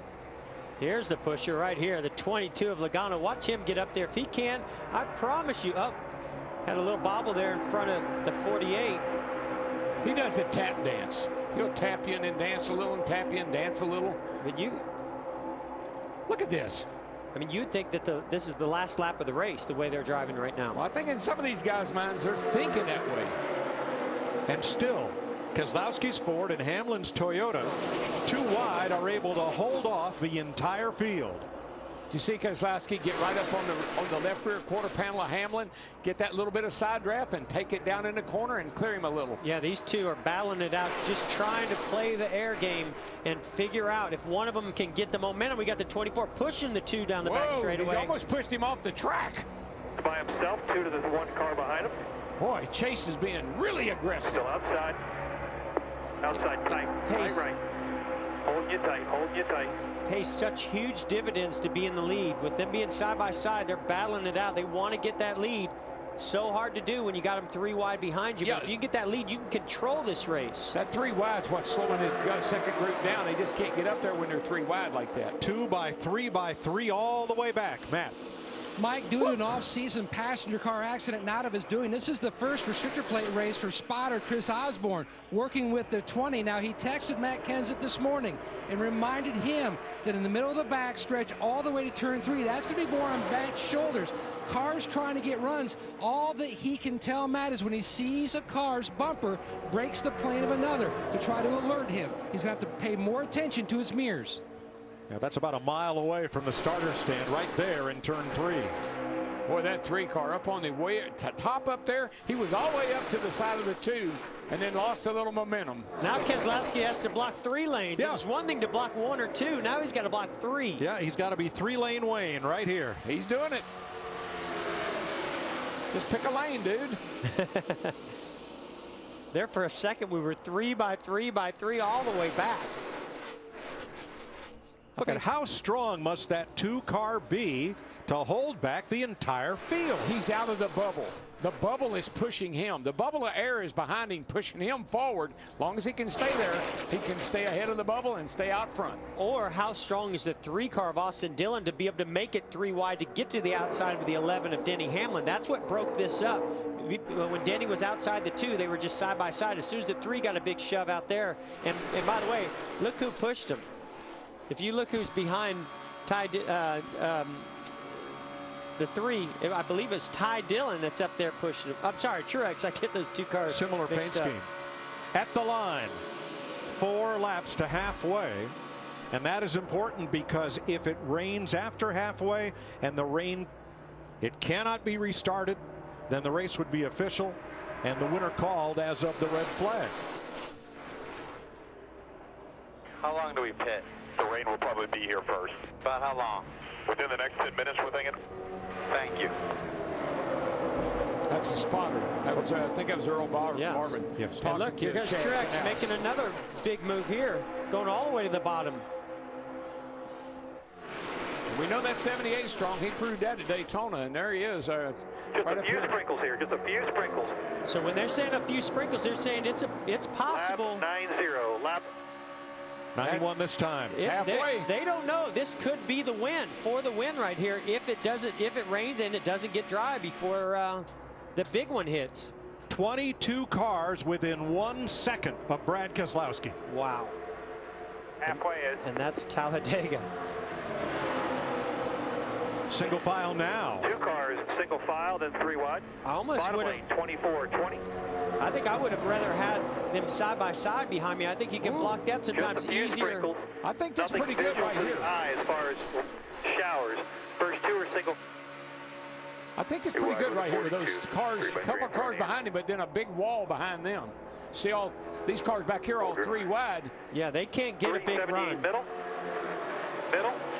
What you have to be concerned about if you're the 2 car is if they get single file, there's going to be a big surge coming at you, and you're going to have to block that.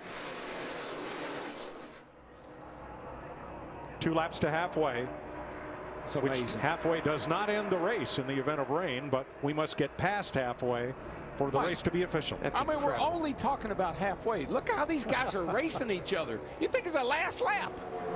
It may be. You like it when Mother Nature shows up, do you? Come on! All right, now we've seen some get back to 2 wide here. You'll start seeing some big surges. Look at that. Look at that big burst of momentum that 24 car got right there. Wow. He almost touched Martin Truex, and here they come through the tri-oval 1 lap to halfway. Oh, no, he's going to get in the middle 3 wide here by the 11. That's not good. They've got to lap Casey block Mears, and Casey Mears drops down off the racetrack to the apron to not hinder this pack flying past. Tight. The 3 car really squeezed the 24 down there. There's nothing worse than being up here with 2 former drivers. I love it. Here's what I love. It's the 78 Mark Truex Jr. To me, he feels like one got away from me in Daytona. I want to get it back right here in Talladega, but the 11 and 24 have something to say about it now. I tell you, that 24 is strong, that 3 is strong, and that 78 is strong. On the bottom, Hamlin in the black 11 hooked up with Matt Kenseth in the yellow 20, trying to get to Brad Keselowski's Ford. They'll be facing the crossed flags at the starter stand, 94 laps halfway. Can't let you guard down, because even though it's halfway, we're still racing.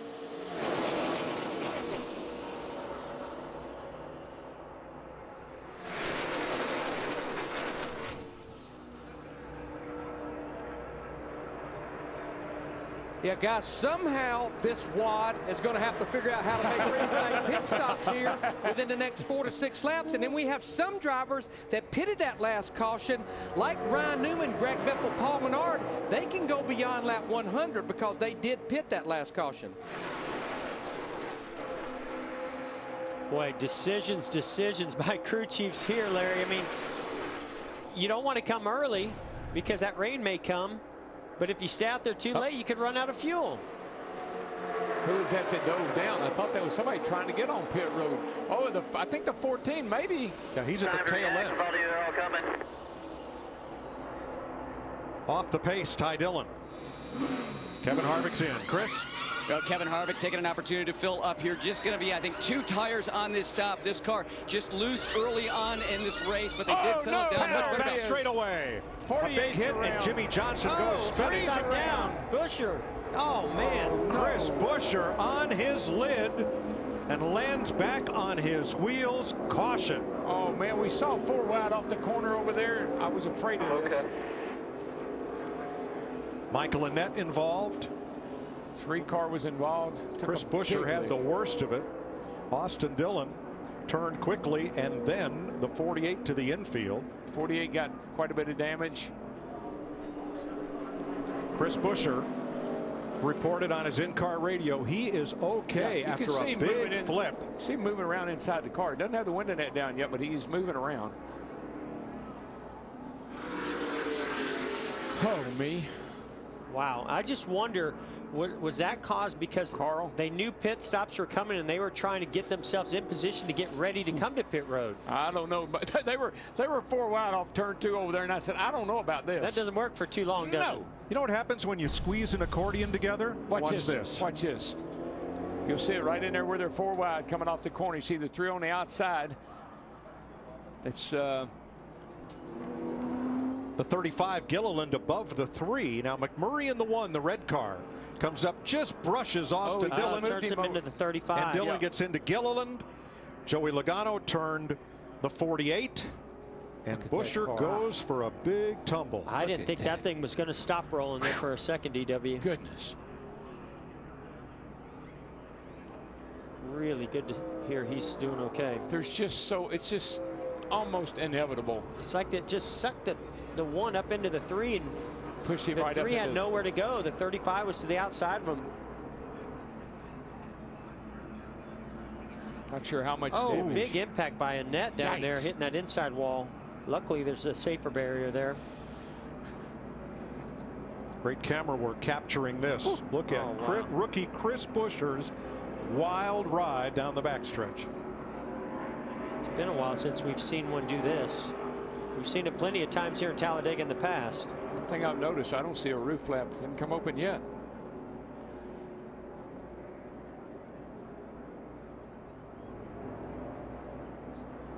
Seven cars involved, and pit road is open, Matt. And a lot of conversation with Mike Wheeler and Denny Hamlin about how many tires they wanted to take on the 11. Wheeler wanted to go 4. Hamlin wanted to go 2. They went back and forth. They are going to go 4 at this point on the 11. Chris. Brad Keselowski, we saw a lot of water coming out of that car early on this race. They pulled a lot of tape on the grill. The car working well now. 4 tires on this stop. Jamie. 78 Martin Truex Jr. taking 4 tires for the second time today. Meanwhile, the 24 at Chase Elliott calling for right sides only. Wait on fuel in that number 1 pit box. 7.6 seconds for right sides. Chase Elliott leads them off pit road. Trevor Bayne, Kurt Busch, Brad Keselowski. Now here's a strange twist of fate. The driver got pinned into the outside wall. David Gilliland running his 2nd race of the year. He stayed out. He's the leader. Oh my goodness. Strange things happen at Talladega. 4 wide. 1 into 3 into 35 into mayhem.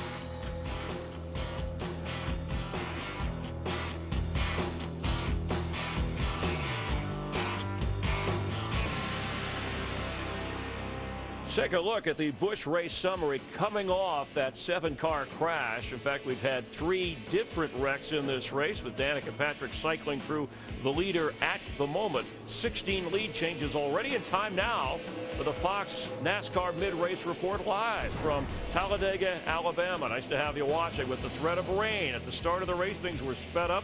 Rookie pole sitter Chase Elliott led the first 13 laps. The favorite for today, Dale Earnhardt Jr., triggered a 4-car wreck on lap 50. He just got back onto the track now. Matt Kenseth, searching for his first win of the year after some heartbreaking losses, has led the most laps. Jeff, what are you expecting in the second half? Well, it's going to be wild and crazy, that's for sure. We've already seen that. You know, Denny Hamlin was winless in his first 33 plate races, but he's won 2 of the last 8. If you look at what he did at Daytona and what he's already displaying here, speed and experience is who I'm going with, Denny Hamlin. You know, Jeff, timing is everything. We hadn't talked a lot about Kevin Harvick, but the minute we crossed halfway, he came to pit road, made that stop, the caution comes out. When all this shakes out, Mr. Where Did He Come From will be leading the race. You know, I raced with his dad, Bill Elliott. Bill was the king of speed. Chase Elliott is impressing the heck out of me today. 24, my buddy's car is going to victory lane today. Well, Martin Truex Jr.'s crew chief just said, we gambled by taking 4 tires there. He slipped back a little bit, but Truex said, don't worry, we've got a strong car. Watch for Truex to hook up with his teammate, go to the front, and get the first win of the year. Well, my heart says David Gilliland. He's the luckiest driver here today, but Brad Keselowski has won here 3 times, and the way he held back that entire pack coming to halfway, very impressive. And Carl Edwards going for his 3rd straight win. Mike, he's not led outside the top 30 at the moment. The highest he's been is 5th, and Tony Stewart in the 14 car made the scheduled driver swap with Ty Dillon at that first caution that came on lap 53. And that's your mid-race report. You're watching Fox NASCAR live from Talladega Superspeedway.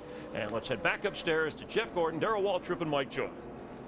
Thanks, Chris. 3 caution flags, lap 50, 58, and this one at lap 96, 4 wide. The red number 1 of Jamie McMurray tips into Austin Dillon's number 3, which pins David Gilliland to the wall. Jimmy Johnson and Michael Annett go spinning. There's Annett's car into the wall. Boy, and Chris Buescher flips down the back straightaway. That 46 hard into that safer barrier, driver's side. Yeah, the 46 of Annett actually made contact with the 34 car, and that's what sent him spinning up into the air and flipping over and over. And then he went down, the 46 of Annett went down, made heavy contact with that inside wall. Even though there's a safer barrier, when you hit with the left side driver's side like that, still a big, big impact. It's a sting. Chris Buescher is okay. He walked from the car, took the mandatory ride to the care center. Here are the cars involved. And ironically, Gilliland kept going and was the race leader for a lap. He already had a lot of damage on his car, so you know, he didn't really have to come in to fix the damage. 88 laps to go in Talladega tonight. The American Country Countdown Awards are live on Fox with Kerry, Sam Hunt, Reba, and more. Plus, Matthew McConaughey and Toby Keith play tribute to Merle Haggard. You're watching rehearsal footage from today, the American Country Countdown Awards, live tonight on Fox. Count me in.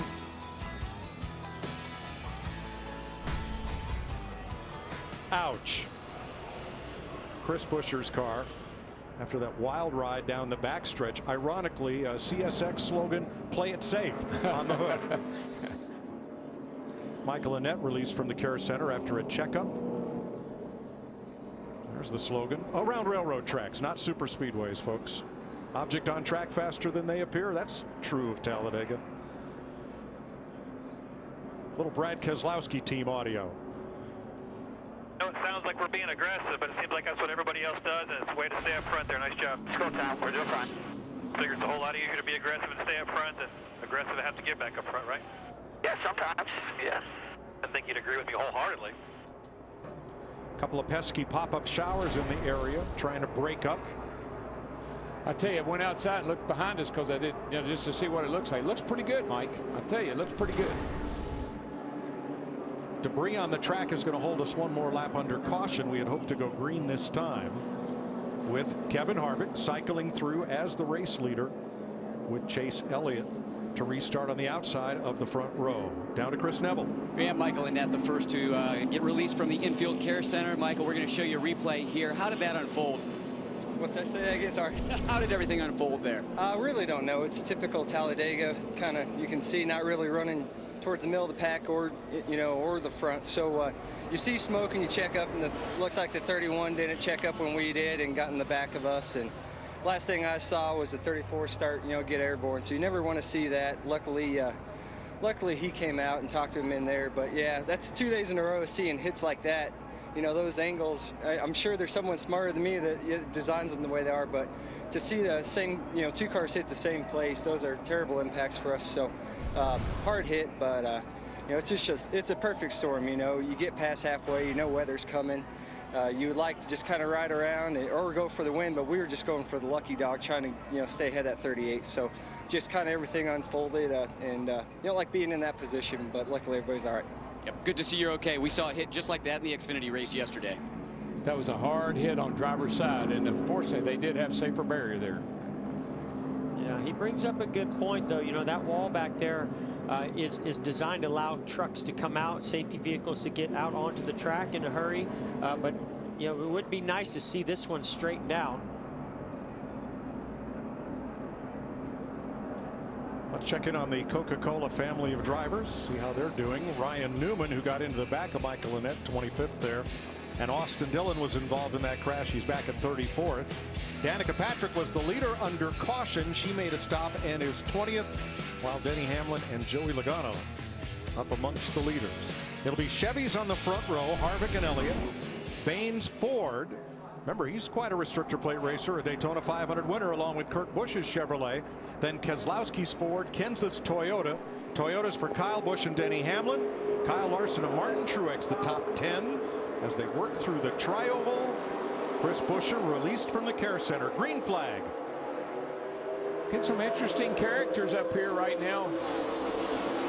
Got the 2 and the 6, couple of Fords, and you got Denny Hamlin looking for some help. You know what I just realized, DW and Mike? We need to have the threat of weather every weekend just past the halfway point, because these drivers cannot hold back. They have to be aggressive. They aggressively have to go and pass and take the lead, just like you see Denny Hamlin already 3 wide the inside of the 2 of Keselowski. Yeah, Keselowski's not going to like that where he is right now. And I know he's got a strong car, but I'm not sure that center is going to be the way to go right now. Well, actually, he was able to get back ahead of the 11. 11 didn't have much work, and it actually might backfire on Denny Hamlin.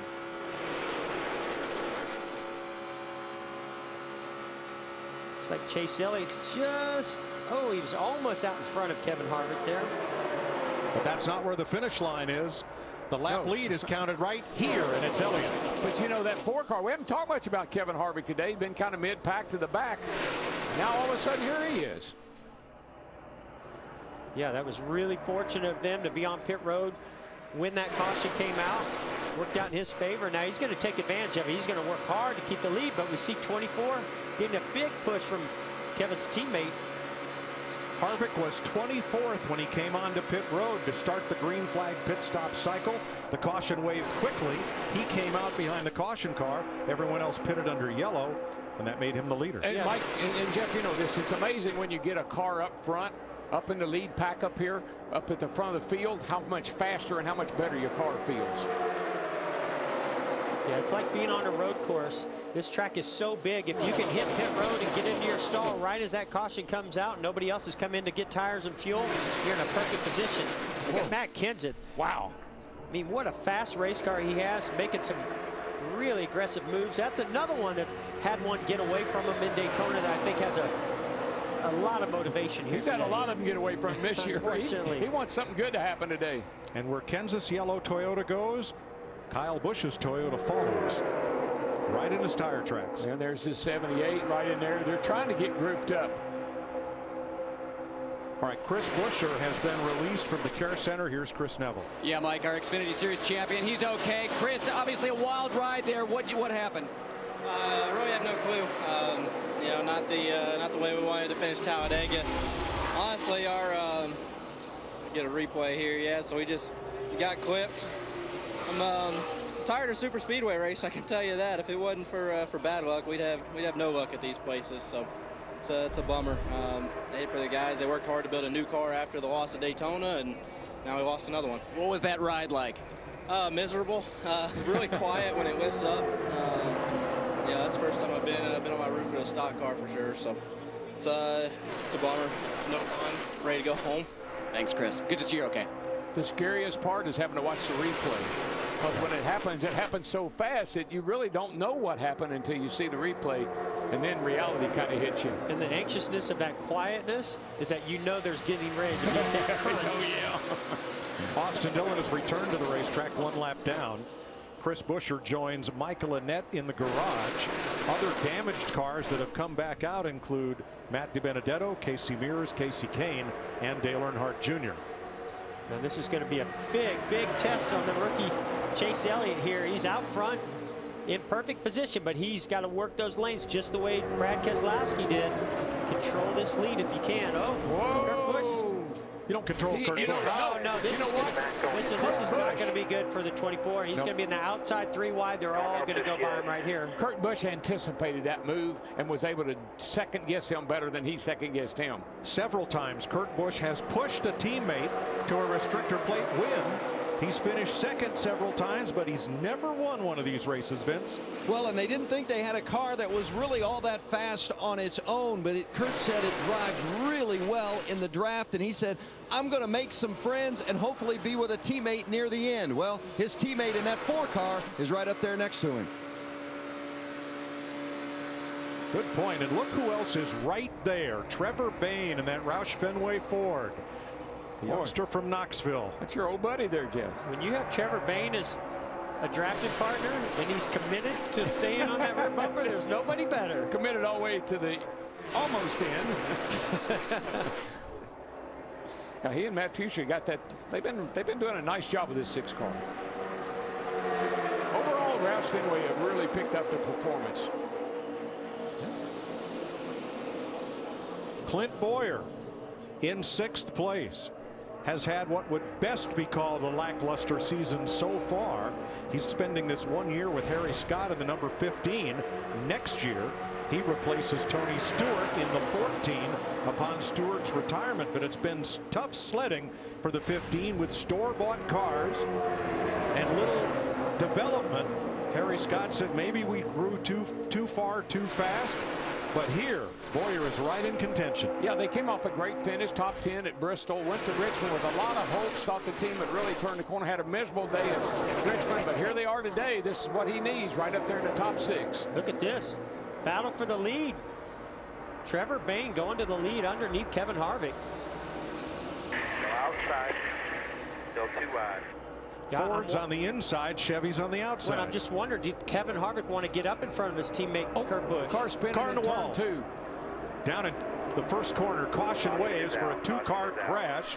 Dale Earnhardt Jr. for the 2nd time today with Carl Edwards, and Jr.'s car is aflame. Oh, man.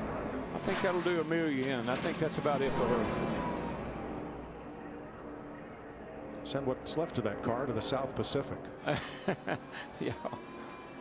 Man, what a bad day for Junior. It doesn't sound too good either. Oh. Like a bullhorn inside there. Well, let's go for a nationwide inside ride with Dale Earnhardt Jr.'s number 88 bringing out the 4th caution. Remember, this car's been in the garage. They worked on it, repaired it. And Carl Edwards in the 19 had damage from the last caution. Oh man. He had a tire go down or some kind of a failure there. Yeah, right front. Looked like he had some damage on the right front from that wreck back there. You all right? Up the hill it went. And poor Junior just can't catch a break here today. Nope. Talk about wrong place at the wrong time.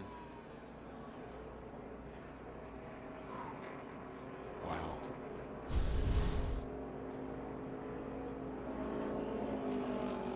Carl Edwards walking away. Just wonder if he had a little bit of damage that I think maybe he did, Jeff. cut that tire down. Jamie Little? You guys hit it on the head. He had a lot of damage. He lost the draft earlier in the race and could never get up there. The last crash with Chris Buescher, he sustained a lot of damage on the right front. Said the toe was knocked out. He had a vibration, said it felt squirrely, but he wanted to run around until they could bring it in and work on it. So he had a lot of issues. The 48 even told him they thought he had a right front rub. So tough day for Carl Edwards is now over. So no 3 wins in a row for Carl Edwards. Nope. Yeah, it's a tough call.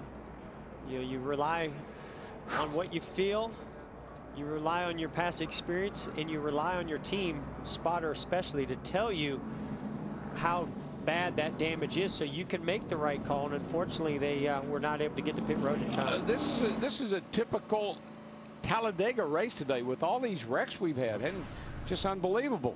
Hey guys, we only ran 7 laps, and most drivers change 4 tires, but what this does absolutely puts you in being able to make this race on one more stop. I think we're going to see a lot of fuel only here of the drivers that come to pit road. Yeah, that's probably a good strategy, Larry, but I tell you, while I'm coming in, give me some fuel. Could I just have 4 brand new tires, please? Looks like to me nobody wants fuel or tires. Well, I think the pit road's closed right now, but you know, I just think track position, we've seen it play out. It's been so important to be up front, not only to be in a position to lead this race, but to stay out of trouble. So I agree with Larry. I think they're going to do whatever keeps them on pit road the least amount of time, but they need that fuel to make it on one more. Yesterday, Joey Logano was the only car to take 4 tires, and he drove himself right to the lead. 77 laps to go here at Talladega. Saturday, MLB on FS1 is back with 2 monster games featuring some of baseball's best. It all starts with the Rangers taking on the Tigers in a game you can only see on FS1. Then the Nationals head to Wrigley to take on the Cubs. Action begins 12:30 Eastern on FS1, or watch it live on Fox Sports Go. Cubs 17-5 right now in first place. I thought we were blowing up for a second when I shifted. I didn't have any help behind me, and the 41 was packing air on me up to like 7,000 RPM. It was pretty wild, but once we got rolling, we were fine. Having a great day. That's what I was talking about, though. You can get in the wrong spot, and we saw with the 24 car earlier today when he came out of the pit, lost the draft. Looked like something happened to the car, and somebody gets up there and starts pushing, and away you go. Now Austin Dillon will get the free pass on this caution, and if I didn't mention it, on the 3rd caution of the day, it was Landon Castle getting back on the lead lap with the free pass. Well, the rookies are 16th and 20th. I don't know, but this is starting to shape up like we might have a long shot win today.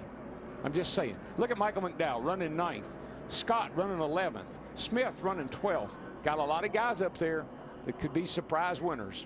All right, Trevor Bayne is the race leader. Let's see what they do with pit road open. Harvick behind him.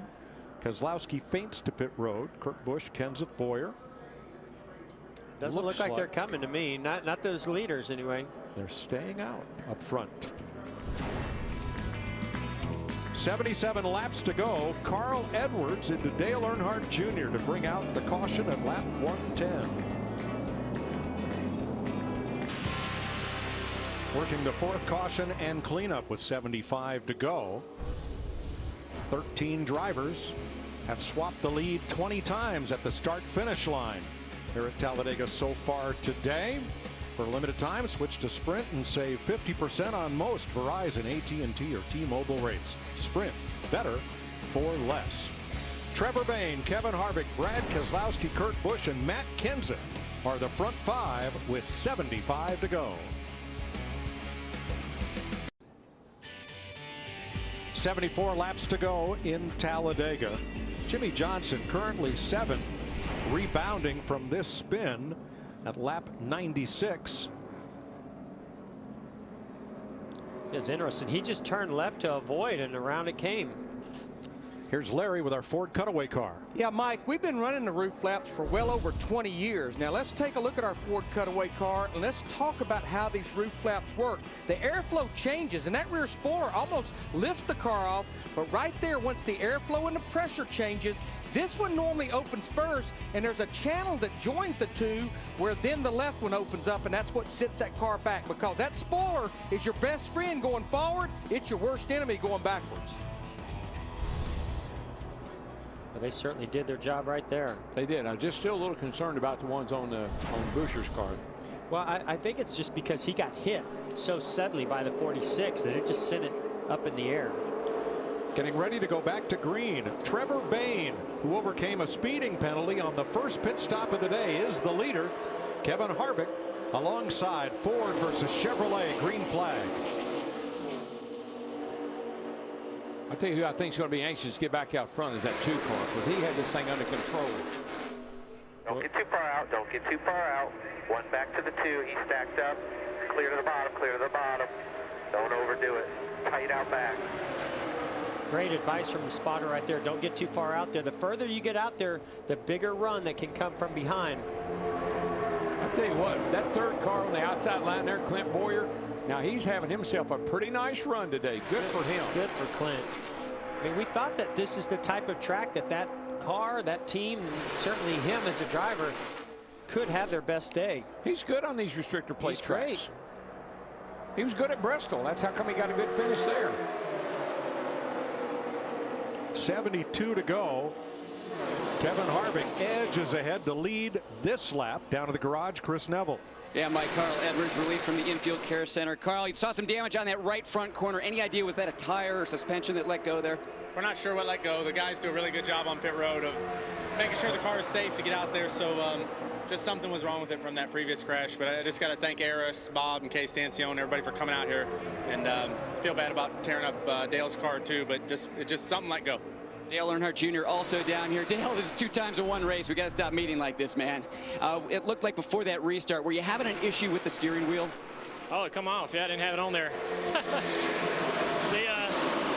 Luckily, it was under caution. I just grabbed the shaft and steered the car that way, and I ripped the skin off my hand, but I wasn't going to let it hit the wall. That was just a freak deal. We didn't get the steering wheel on when we got back in the car to go back out there. So we're working on something to keep that from happening going forward. But we just out there riding around, and something broke in the 19, and he came up into us, and you know, we just out there chilling out and having fun. Tough day. Thanks, Dale. Wow. I once heard of a driver who had a steering wheel break and they handed him a pair of vice grips to steer with, but never anything like this. Well, you had a teammate, don't forget, at Phoenix, I think it was, Jimmy Johnson. Holy crap. Oh, my goodness. I have never seen anything like, oh, my gosh. That is so scary. You know, I just really believe they've got to find it. So you have to pull that coupler back to engage it and lock it on. We've got to find a way where it goes on and locks on without having to pull that coupler back, because it's the second time we've seen this. Jimmy Johnson, huge impact at Phoenix earlier in the year during a qualifying run. That could have been really bad. It could have been. We saw what happened with Jimmy Johnson in Phoenix. That was pretty bad. I can't believe he was steering that with his hand. I can't either. It looked like something his dad would do. Now, you could only do that here, though. You know, you couldn't do that anywhere else. So pretty fortunate that he was at Talladega when that happened. Trevor Bayne continues to lead this race. Many said after he won the Daytona 500 that would be a one-hit wonder. And Bayne has not had the best of seasons, but he is now maturing as a driver. And boy, he loves these 2 high-speed tracks, Daytona and Talladega. Yeah, I can't throw off on him. You know, that we just know that the Roush Fenway performance hadn't been there. These cars have not been that good for these guys. Now the cars are pretty good, and we're seeing that the drivers aren't too bad either. And also, the last time when he won that race, the Daytona 500, that was the tandem drafting type of race. So completely different. So for him to be having this type of run today says a lot about his abilities here. Now let's jump deep in the pack. Chase Elliott is 16th. Denny Hamlin is 20th, or 18th now, rather. A while ago, they were racing together at the front of the pack. Now they're midfield, Matt. Mike, we documented earlier in the show about how Chase Elliott wanted to prove on mistakes he'd made at Daytona. Make those lessons learned come to fruition here with success. under an earlier caution. This was conversation from the Daytona 500 champion Hamlin to his spotter, Chris Lambert. Hey, let the 24 know. Cut him a break there, or else the car would have looked the same way it did in Daytona. Not clear. Not clear. Yeah, so obviously, you know, he feels like Chase Elliott made an aggressive move that could have been disastrous for both of them. He's made some really aggressive moves. I'll say that for him. Now watch the two cars on the bottom last time around. Brad Keselowski in the 2. Boom. Whoa. Pow. Now, the key to that, see, this is the one that makes me nervous. You see how he slowed his momentum down. He got to the left rear bump, side of the bumper. When you can hit him hard on the right side of the bumper, you can't hit him on the left side. It'll spin him out. That's what happened to Michael. He got hit on the left side there, and it sent him down the infield. Now Michael Waltrip, despite that, is still on the lead lap. One of 33 cars on the lead lap. 22 of them are within 1 second of the lead, held by Trevor Bayne. 64 laps to go. Trevor Bayne continues to lead. In support of Mental Health Month, Fox Sports Supports is proud to team up with the National Alliance on Mental Illness and their commitment to improving the lives of families and those affected by mental health conditions. To learn more about how to be stigma-free, visit foxsportssupports.com. You know, Jeff, I'm noticing like the 2 car was able to set out front here, kind of to control the pace of the race from one side to the other. Trevor's staying on the bottom pretty good, but it looks like when you get out front, and particularly when you get guys 2 and 3 wide behind you, they just keep pushing you along. It was explained to me like a bubble of air. Once you get in front of that bubble, it'll push you forward. All you got to do is wait for somebody hopefully to not break through that bubble and get up there to you. Well, I'll tell you who's starting to break through that bubble is being led in this outside lane by Kyle Busch. He's got the 78 of Truex behind him. They've got a nice run going here on the outside. This thing's going to be 3 by 3 by 3. Did you see that side draft? The 18 went down on the side of the 41 and then jumped right off of him. Now you see the 7 on the left of your screen, Regan Smith. Great run for him. Just ahead of him is Michael McDowell, and what a great day he's having, Vince. This thing is... Yeah, that's right, guys. You know, Trevor Bayne was that underdog that won at Daytona, won the Daytona 500. Michael McDowell said he wants to be the underdog that wins at Talladega. You know, the lower budget team, that this track is the equalizer of sorts. It gives them their chance, and they know it's their chance, but he embraces the craziness of restrictor plate racing. He said, I like it. I'm confident. I know it's our opportunity, and I feel the pressure, but the opportunity to capitalize on it. He's running in the top 10. Good shape, in good shape right there. Now you're watching from Eric Almirola, that duct tape special just in front of him. That is Danica Patrick's car. She got damaged on pit road very early in the race, Matt. Looking like she's already run laps at Martinsville, then Talladega. Now Danica Patrick, the most laps she's ever led in a Sprint Cup race, actually came right here at Talladega. Frustrated by lack of speed in single car qualifying, but the car is very good in pack racing right now. She recovered from that pit road issue, like you mentioned. She's just slowly, methodically trying to get a couple different partners to work her way closer to the front. She's latched on to the 22 Logano. Caution is out for Casey Kane, who returned to the track after getting damaged in Dale Earnhardt's spin earlier. Just not a good idea to go in the garage, fix your car, and come back out. Doesn't look like. Not today, anyway.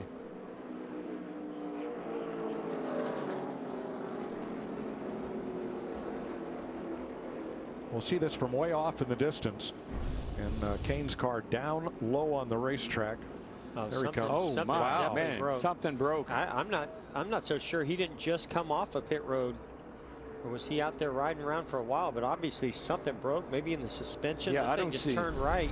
Tire doesn't look like, I don't think that right front tire is flat. I think, you see how that wheel's kicked out there like a tie rod or something broke. You know, you never want to have to fix a car to go back out and run around laps to make up points or maintain as many points as possible. But certainly the last thing you want is for something to happen that was not completely fixed or improperly attached. Kane said on the radio he was shaking the car left and right, and it just veered right and into the wall. I just hope he had the steering wheel on. Yeah. Yes. No kidding. But you're right. We've seen that now twice from Hendrick cars. Yeah. This season. But that team was really just starting to get a little momentum. He and Keith Rodden seemed like last couple of weeks they started to get the thing together. Too bad kind of come to a halt today. Yeah, coming off their best finish of the season, fourth at Richmond.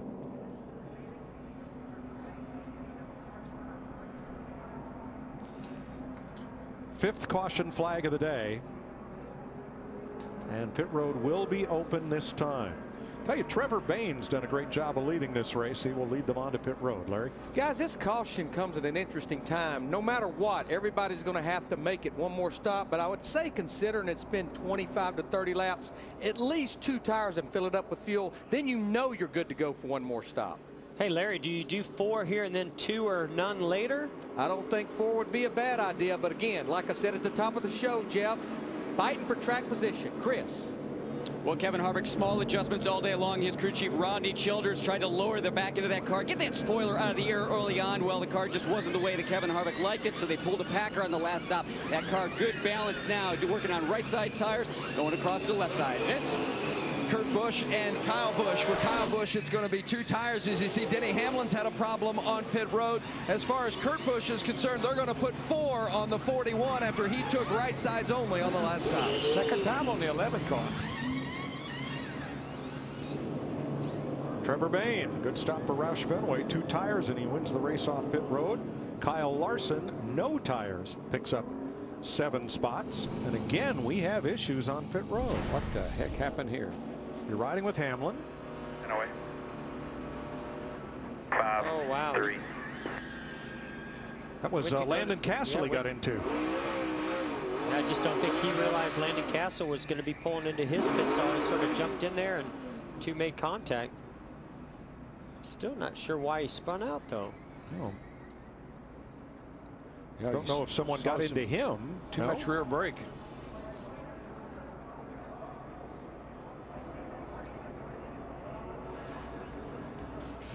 .360 and back into his pit.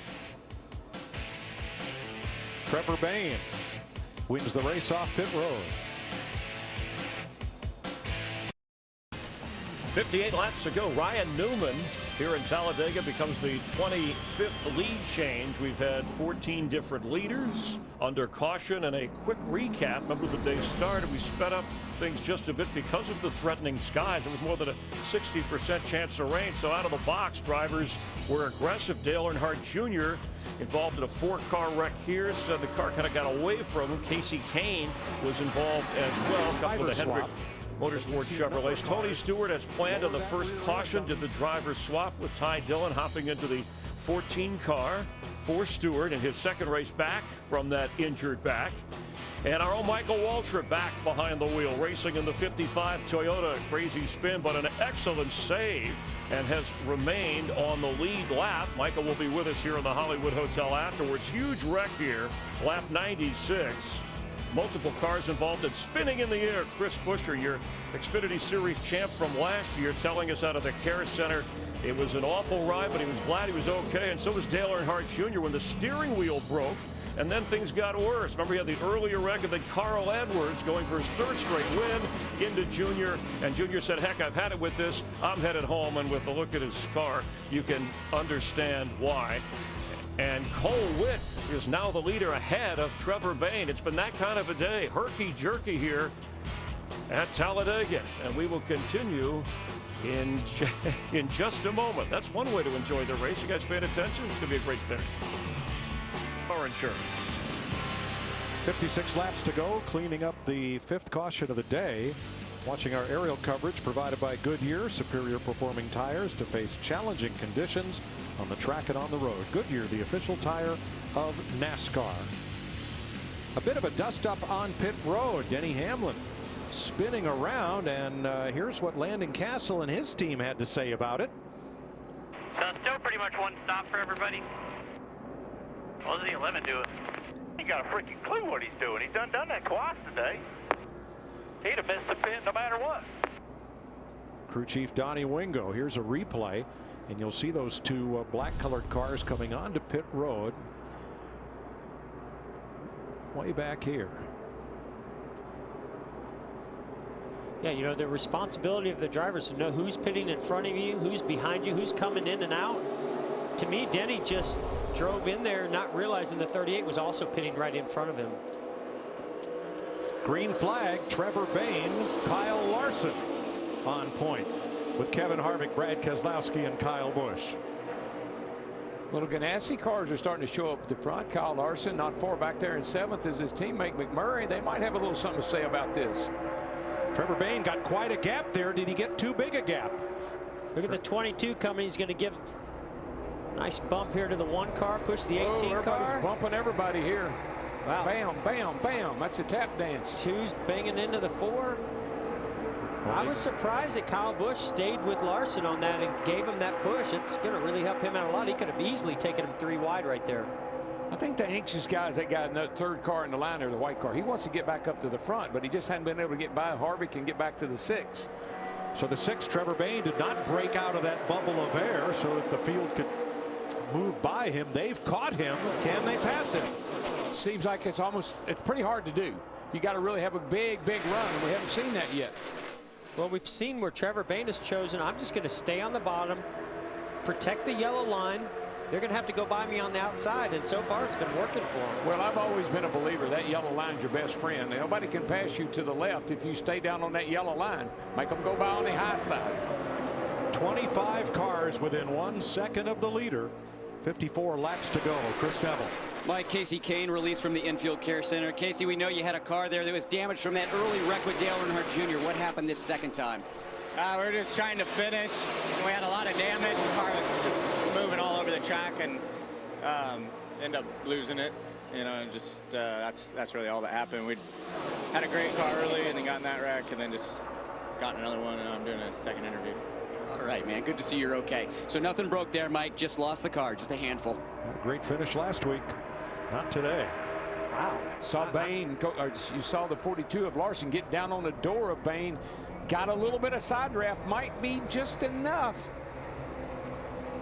I'm still shocked to hear Casey Kane say they just lost it there.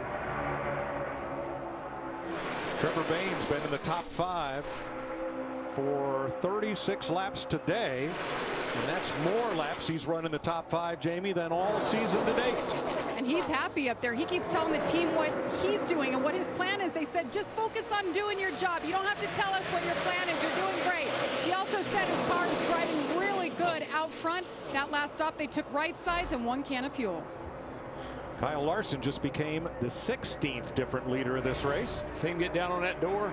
42 gets down on the 6, and then he kind of swings out, trying to get a little side draft, but it's not working.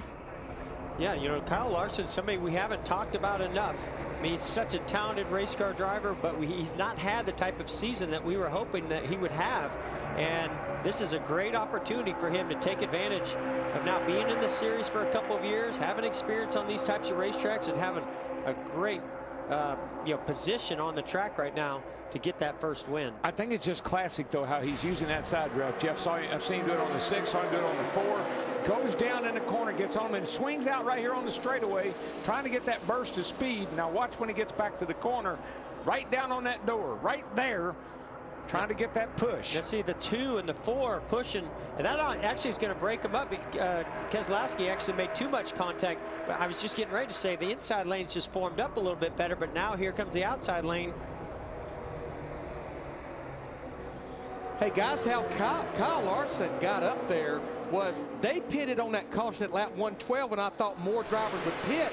That allowed them to do fuel only that last stop. That's what got him the track position. Good point, Larry. He gained 7 spots on pit road. Matt?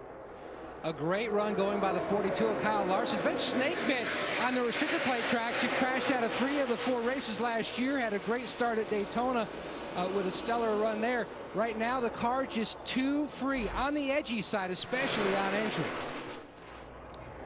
You know, the 48 on the restart, he jumped 3 wide right away after they crossed the start-finish line, and it looked like it was really not going to work out for him. He started falling back, but that outside lane has been forming, and he's coming to the front. Man, he is. Look at that thing go. Wow, Whoa. look at that. Yikes. The 22 of Logano got in the back of the 1 of McMurray.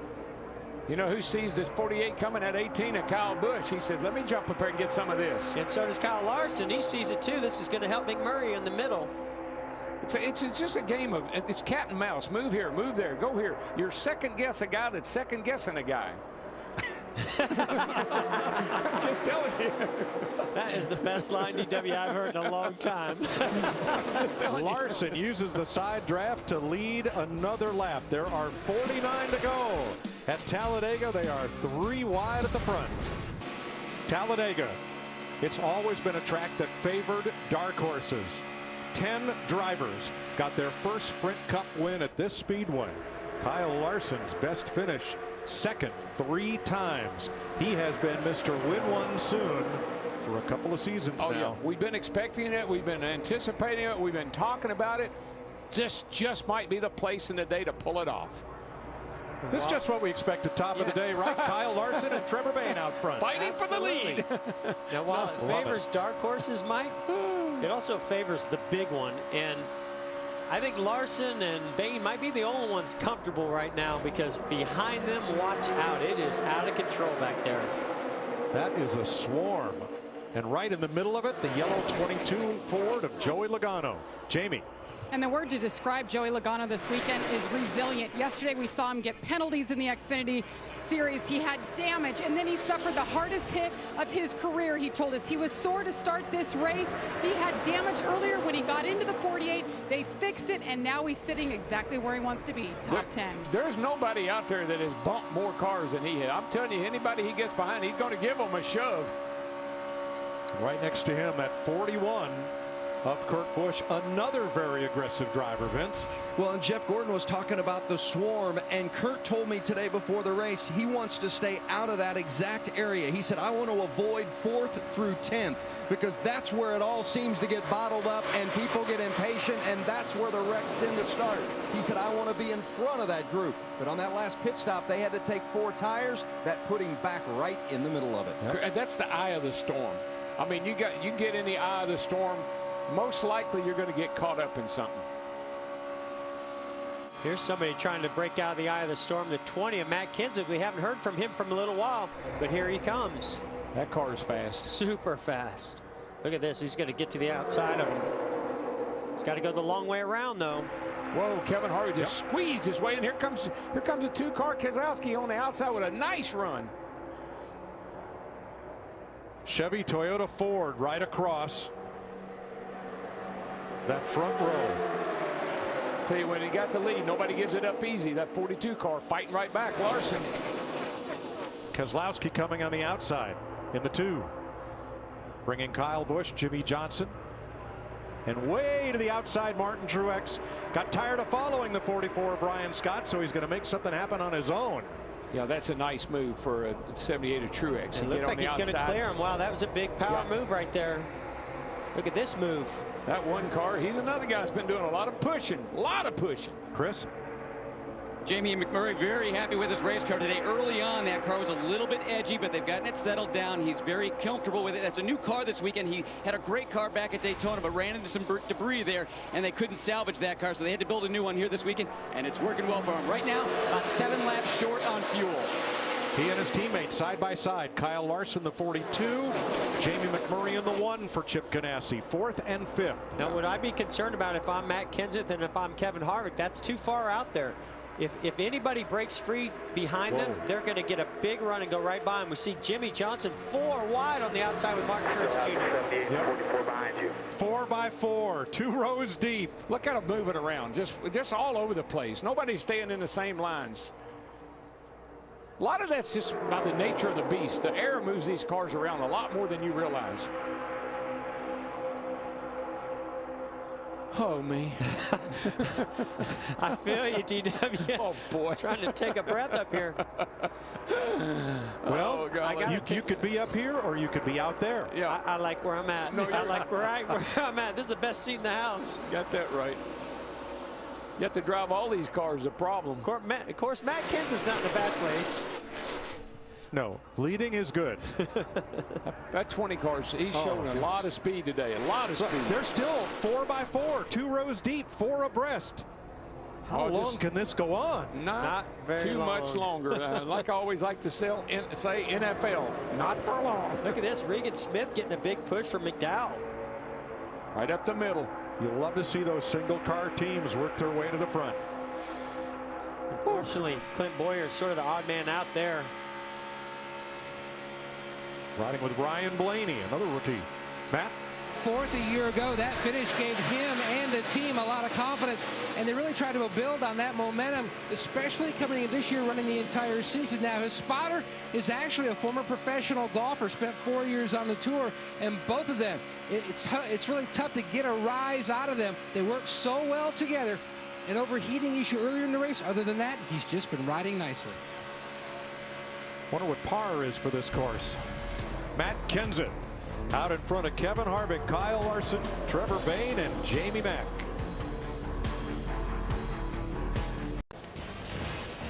"37 laps to go." You thought it was white knuckle before? Try 4 wide, 2 rows deep, 3 wide, all the way from 7th on back. Everybody wanting a piece of the lead, and there are 20 cars within 1 second of Matt Kenseth, the leader. Caution is out. David Reagan. Caution's out. We're done, boys. I don't think he can see. Driver. Yeah, he can't see inside that car. It's filled full of smoke. Former winner here and a great restrictor plate racer. And for the 2nd time in a row, I can say confidently that Casey Mears will get the free pass. Mears is the only car not on the lead lap, so he'll be 23 laps down after this. There's a chance. Yep, he's got a chance. He might get back on the lead lap. It ain't over. It ain't over. If you're in it, you can win it. That's right. He had crash damage earlier. They had to go to the garage and replace the rear deck lid and spoiler.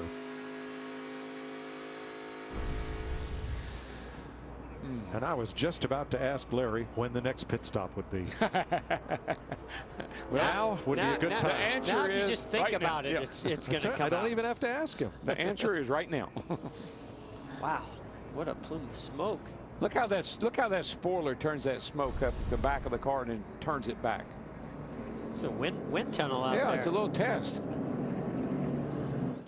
Reagan was 24th. He was one of those cars within a second of the leader, but he won't be around at the finish on this one. So, Larry, what will you do? Mike, we have 32 drivers on the lead lap. We'll have 35 laps to go. This absolutely gets everybody to the end.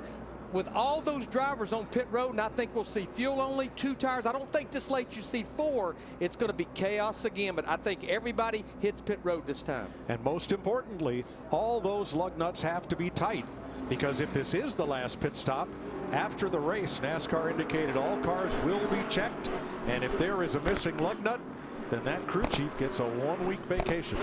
I hope they put 5 on the lefts 2 pit stops ago, because that's the last time some of them have changed lefts. I don't know, boy. I just think 4 tires would not be a bad call right here. Matt? Kyle Larson hits pit road in 3rd position. Meanwhile, the Dollar General guys waiting for Kenseth. Just a few seconds of fuel. John Eicher fills it up and he's away.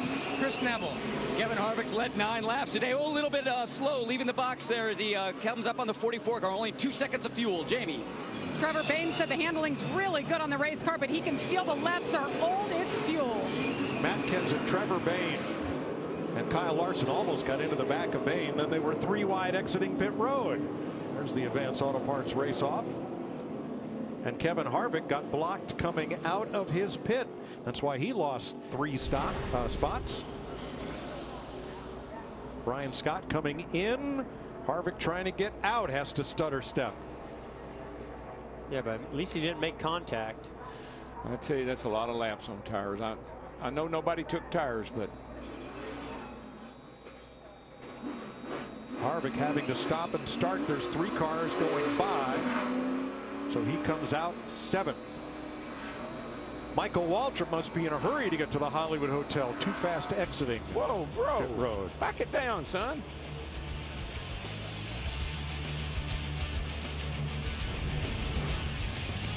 The Bud Light party believes in change. That's why Bud Light has a new look. And we want to share it with everyone. Jackpot! Still the same refreshing Bud Light with a new look.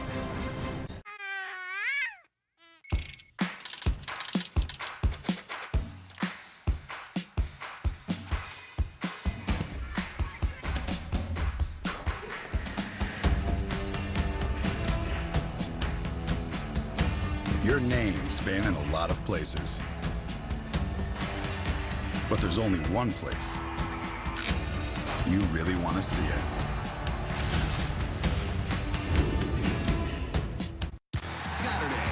It's a Major League doubleheader on FS1. First, Prince Fielder and the Rangers tangle with Miguel Cabrera. What an at-bat. And the Tigers. Then, it's a National League slugfest when Bryce Harper. Forget about it. It is gone. And the Nationals battle Chris Bryant. That is clobbered into left field. And the Cubs. Don't miss an MLB doubleheader Saturday at 12:30 Eastern on FS1.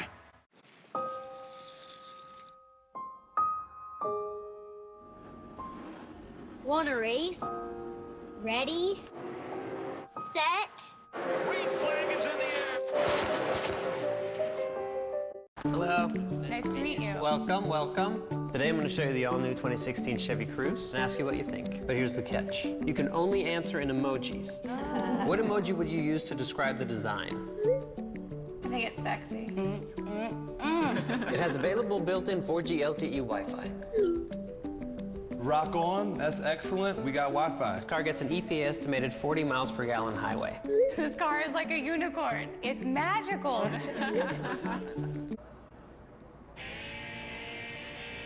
34 laps to go in Talladega. Here are your Toyota top performers, led by Matt Kenseth, who's been in a position to win several times this year. However, hasn't made it to victory lane. His last top 5 was his win at New Hampshire last September. Kyle Busch 7th, Martin Truex 11th. Kenseth will square off against the Ford of Knoxville, Tennessee's Trevor Bayne on this restart. And we listened in on the number 6. Take care of your fuel, please. I am asking if you got it full. You just take care of your fuel right now. That's all I need you to do. That is a no. But I didn't need it full, so I'm just doing the math here. Can you give me a second? A little bit of stress in the pits by the crew chief. Little testy, aren't you, bud? You know, a lot at stake here. There is a lot at stake. You know, this just shows you how much different Talladega is than Daytona. In Daytona, we saw those Gibbs cars dominate this race. Today, we've seen all kinds of different leaders. Just remember, that 20 car was within a few hundred feet of winning the Daytona 500. Well, that's the one common denominator we've seen so far today. Yeah. Spotters on the roof to call their drivers to the green flag. It's in the air. Bayne's going to get a push from Keselowski and Logano, all in Fords. Larson in a Chevy behind the 20 Toyota of Kenseth. Got to the 2 and the 22. If the 22 could really, I know Keselowski wants to get back out front. I know he feels like that's his best shot. Man, they are shoving and pushing, getting out of control here. You got to be real careful. If you're the sandwich in between two cars, you have no control of your car at that point. Yeah, but you're coming up to speed here, so you're working through the gears and getting up to speed, so it's not as bad as once we get full song. Yeah, I agree. See Keselowski giving a big shove to the 6. Get him side by side with Kenseth. Maybe even get the lead. Yeah, he does. Nice. Wow, Trevor Bayne. Look at that. He just drove up there and went around the 20. Back on you. No clear. Keselowski's been one of his best friends today. Wow. Now the Penske teammates behind him, the 2 and the 22. Wow. These guys can get these Fords, the 6, the 2, and it's not about the 22 yet. Man, they can get runs. They got a burst of speed, comes out of nowhere. Whoa, that 48 and the 22, man, they were banging on each other. Logano's so used to somebody else, or him being the one that's running into the car and bumping, shoving that car out in front of him. He's not used to having somebody else behind him doing it. Him and Jimmy were getting it on right there for a second. Jimmy Johnson at 48, he surfs it back to the front. The 28th place car is less than 1 second behind. I mean, look how tightly packed they are. They are all right there. That's a beautiful thing. I mean, it's a beautiful thing until something goes wrong. Just thinking about those cars, how fast they're going and all running together like they do, it's just amazing. That bottom lane lost a little bit of momentum right there. And up top, here comes the 27 of Paul Menard, who early in the race was in a pit road incident with Danica Patrick. He has surged back to the front 350 miles later. That guy just got in the front, the 2 car. That's exactly what he wanted. Yep. He was fast in front. He held everybody off. He really knows how to work all 3 lanes, kind of keeping them behind him. Look at that high groove. Menard, Regan Smith, Greg Biffle, All trying to claw their way to the front. Where are you going to go? I mean, the track's blocked, basically. 3 wide. And way up to the outside, Bobby Labonte, the 2000 champion. That Keselowski knows something about getting out front and holding that pack off. So this is where aggressiveness will really come into play. I know we still have 30 laps to go, but when they're 3 by 3 by 3 like that, that side draft sort of keeps them all in check and keeps them side by side. But if you're aggressive enough to the rear bumper of the car in front of you, if you can shove and push that car, maybe even get 2 of you to do it, you can break out of that line. Up 4 wide, Harvick. Whoa, we see 18 was below the yellow line there going into 3. Shoves a 78 wide into McDowell, I believe that is, on the outside. They're 4 wide, still 4 wide. That was aggressive, really aggressive. 4 wide, 2 rows deep. Hamlin coming up on Boyer. That's Danica Patrick just in front. Oh. We're getting down to the desperate hours, boys. Again. You can just see the aggressive moves, not only going from one lane to the other, flirting with that yellow line. Our bumpers starting to hit one another. Let's show you that from our Goodyear aerial coverage. Watch the 18 right there. Yeah, I mean, that's questionable. It's questionable whether they ran him down there or he went below there to make that pass. NASCAR is reviewing it. The rule is you cannot go below the double yellow line to advance your position. I'll tell you one thing, the dominance we saw at Daytona with the Toyotas, son of a gun, if we're not seeing it today with these Fords. Look at that, 2, 22, and 6. Chris on the leader. Well, Brett Keselowski's won here. Car to the wall, turn 1 hard. Oh, that's going to be big. Big. Oh, huge wreck. Everybody. They're still running into each other. Newman's on fire. 13 cars got away. Everybody else is in it.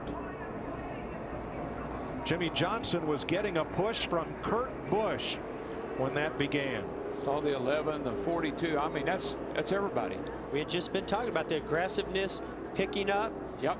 More pushing, trying to break free of that 3 wide. 3 gets wrecked again. Truex. Now watch the first 2 cars in the middle lane from our Goodyear aerial coverage. Jimmy Johnson and the 41 of Kurt Busch. Here comes the push. Gets a little side draft from that 27. Just gets him in that left rear. Got him on that left rear. It doesn't take much. Can't do it. You can do that a little bit in the corner where the car's loaded up, but on the straightaway, you got to be real careful. Look like just as the 41 was getting there, the 48, moved just a little bit, and that's all it took. That little bit of contact. Boy, you just cannot push on that left side. Go on board here, or from the outside of 48. Right there. Wow, great camera work. Tight shot. Watch this. Right up into Paul Menard. Just gets it a little bit on that corner, and it turns a 48 dead right. Yeah, sort of like the 48 was turning a little bit to the right. The 41 was turning a little bit to the left, and that little bit of slight contact. What a shame. Look at all those cars. You can see the hood flap coming up in the air on the 41 as he got close to the 41. So you're also losing front downforce if you're the car behind. You're taking the air off of the car in front of you. Really lightens the back of that car up as well. Then you make contact. Here it is in real time. Wow. Hammered that.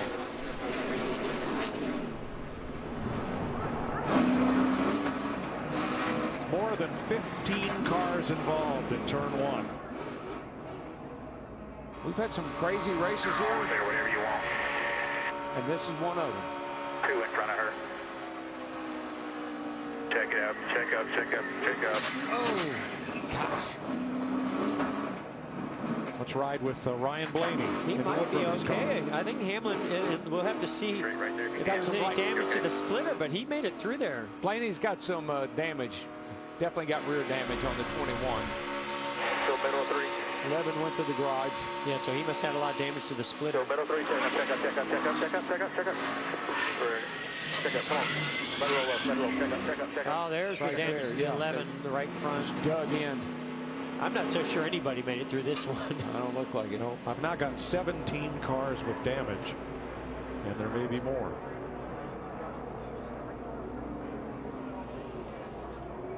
Here's Jimmy Johnson. I mean, come on, Kurt. How far are you going to push me? Yeah, car's destroyed. I mean, he just drove through me the whole front straightaway. Now, prior to the crash, here's audio from Kurt Busch's side. Hard to see exact distance out the front. When I'm on the 48, I don't know where he is in relationship to the car in front of him. Couldn't exactly make out what I'm Kurt not sure was what saying. he said. I heard a little bit about where the car was at in front of him, maybe. I think he was talking about the 48, wasn't he? Yeah, the only thing I can think of is that, you know, he's thinking, I can't see through that. I'm going to be real aggressive. I'm going to push here. It's the perfect storm, though, Jeff. Looked like the 48 was easing up to the right. Kurt caught him in the left bumper, and that sent him straight into the wall. I mean, it sounds like from Jimmy Johnson's audio that this started a long way back, where the 41 was pushing him almost all the way down the whole straightaway. Started about 3 hours ago. You can see where they built the gap as they came out of the tri-oval. Now let's go all the way back here. Now you see Jimmy in the middle lane, the 48. This is off of Menard turn up 4. high in the 27. And the 41 is the black car, Kurt Busch. I mean, he's not to him yet. Okay, here he comes. Gets Boom. in there. Boom. No, he's working all over. Kind of turned him a little loose right there. He had to back off of him. Through the tri-oval. And Start here he comes finish line. again. Boom. And then that time. See that when he hit him that first time, it just made Jimmy have to react and go right a little bit. And as he came in on that second bump, it just turned him. Look at I mean, that's just aggressive racing that we see here at Talladega. If you're going to make a move and push that car forward, that's what you have to do. Kurt Busch drives away. 17 cars are wrecked. As a former car owner, you know, I see a lot of dollar signs. Going the wrong way. Out the door. We'll keep it right here with 26 laps to go in Talladega.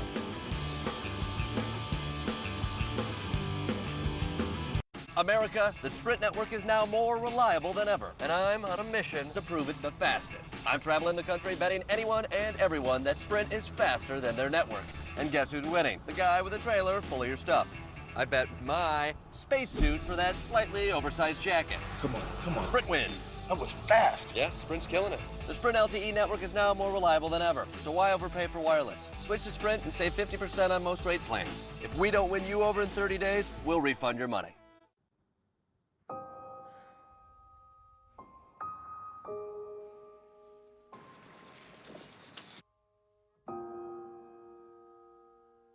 Want a race?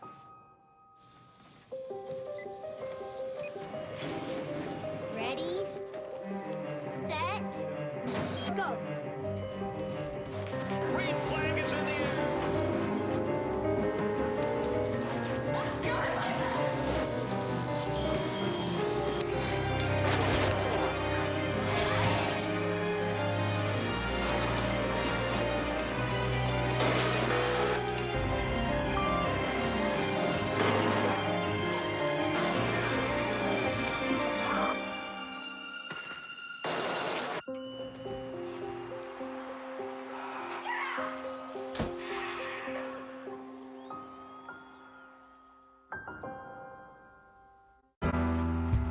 I was shaped by the hands of legacy, forged in the fires of racing.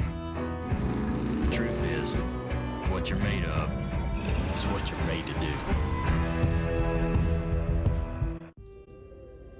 In this cauldron of fiery wills and burning competition, rivalries heat up quicker. This is an oval of stolen victories and crushed dreams, filled with volumes of unfinished business. Sooner or later, you all become rivals. With everyone fighting over one finish line, there's never enough glory to go around.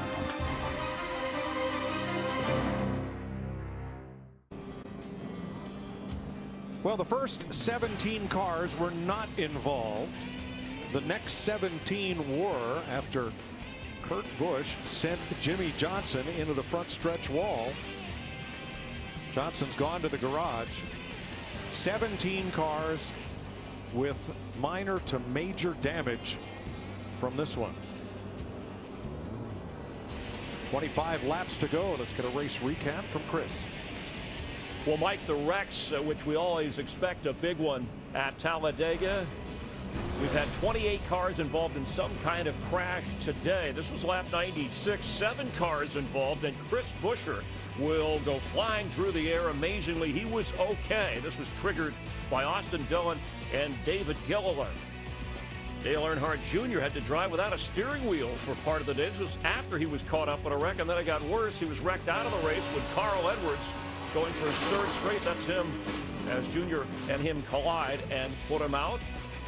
And then with just 28 laps to go here, remember rain threatening, so everybody pushing throughout the day. A huge wreck involving 17 cars going at just under, 200 miles an hour. Kurt Busch, Jimmy Johnson. And it continues. We've already had more lead changes today, 35 than in the race last year. And it's the most lead changes we've seen in any race so far this season. Hope that all the drivers are okay. And Keselowski and Logano are your leaders with 24 to go. Hey, brother, there's an endless road to rediscover. Oh, if the sky comes falling down, there's nothing in this world I wouldn't do.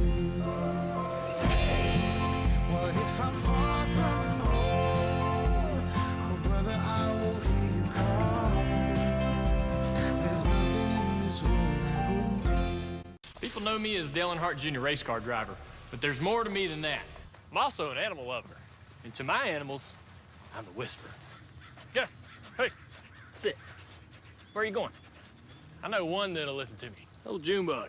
Junebug, hey. Well, there's two I can always count on. That's Laverne and Vera. Come on, girl, speak up. Well, as you can see, we're making some progress. For protecting my pets and more, Nationwide is on your side.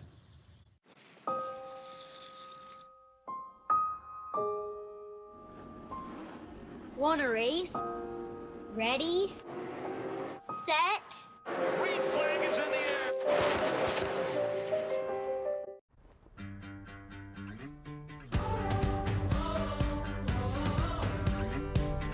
Cold as winter in the dead of July, and I was king if I was king of the world. Rule the world. Kyle Busch, the 2015 champion.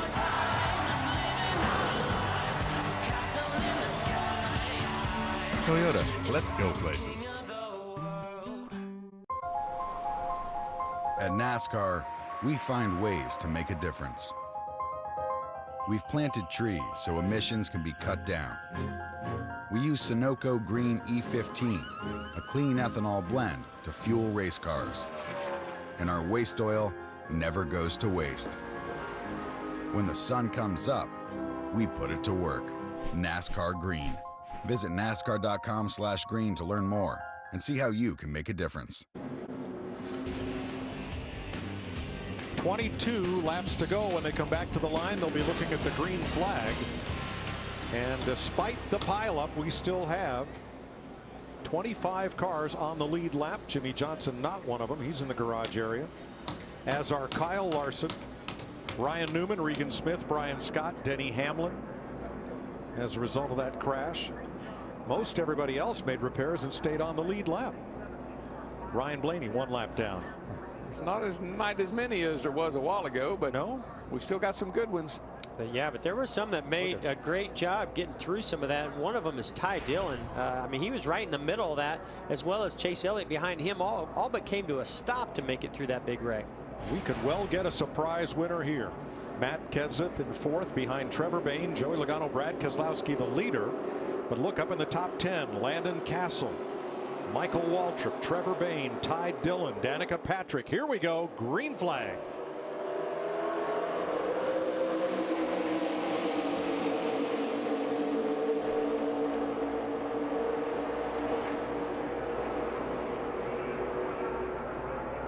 The Penske teammates, Ford's out front.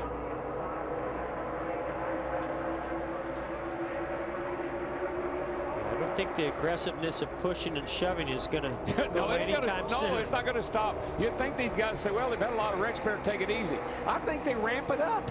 Absolutely. It's go time, boys. Yeah, I guess it's been go time all day today. Well, with the weather, a threat of the weather, that made it crazy and chaotic to get to halfway, and now we're going to the end trying to see who's going to win this darn thing. Joey Logano out front, 21 to go. Teammate Brad Keselowski in second, with Matt Kenseth alongside in that yellow Toyota. And if you think because we had 17 caught up in that wreck before and the chaos is going to go away, no, it's not. It's going to, like you said, DW, ramp up here as we get closer to the end. You know, you're in this situation. Well, I've been lucky all day, so I'm just going to go for it now. And still, you have 19 cars within 1 second of the leader. Chase Elliott, the pole sitter, way up high, trying to make a third lane work from 12th place. Kind of fell back in the field, and like we said there a bit ago, he missed that big wreck, but hadn't been up near the front for a long time. A lot of battle scars on Martin Truex's number 78, but he can draft with them. He's 12th. You can take anything out there as long as you can stay in the pack. You can keep up. You can draft along with them. Oh, it's amazing how these cars will keep up in the draft even with all that damage. Caution. Debris in turn 2, not unexpected after a big crash. Unfortunately, what comes along with that is a lot of debris flying off these cars. Yeah, you go in the garage and tape them up. And 8th caution flag of the day. Debris turn 2, lap 169. I don't know how that boat's still. I was going to say that car is going to be pretty loose. There's not much air getting to the rear spoiler on that car. I don't know how it's staying afloat myself. Might be really fast though. But it's catching a lot of air on that left rear quarter panel, so that's not working for it. That's a lot of drag there. But look, you don't even see the rear spoiler when you're looking at it. That's just ugly. And by the way, he's 12th. That thing's about 6 inches shorter than the rest of them out there. Look, it's not even running straight. It's running sideways.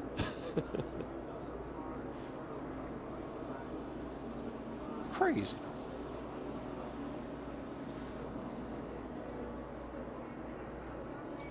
So Joey Logano leads from Brad Keselowski, Matt Kenseth. And Fox NASCAR coverage continues next week from the Great Plains. Coming up next week, the Mother's Day tradition continues in the Sunflower State at Kansas Speedway. Will it be more dominance from Mr. Mile and a Half Jimmy Johnson? Find out next Saturday under the lights. Coverage begins at 7 p.m. Eastern on FS1.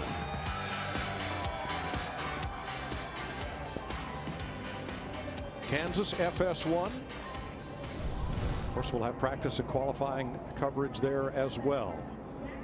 19 laps to go. Big implications as to who might win this and punch their golden ticket into NASCAR's version of the playoffs, the chase for the Sprint Cup. There's a lot on the line here with this win. A lot of opportunities for some that, you know, this could be their only opportunity. But at the same time, I believe Logano, right, who's leading this race, has not won a race yet this year. So, you know, he's going to be working hard trying to get this win to punch his ticket. His last win came here last fall. That's the last time he won. Now they're trying to get Jimmy Johnson back out there. The only drivers in the top 7 who have won this year are Brad Keselowski and Kevin Harvick. I'm guessing there's a slight disagreement on whether or not that car is supposed to be out on the track.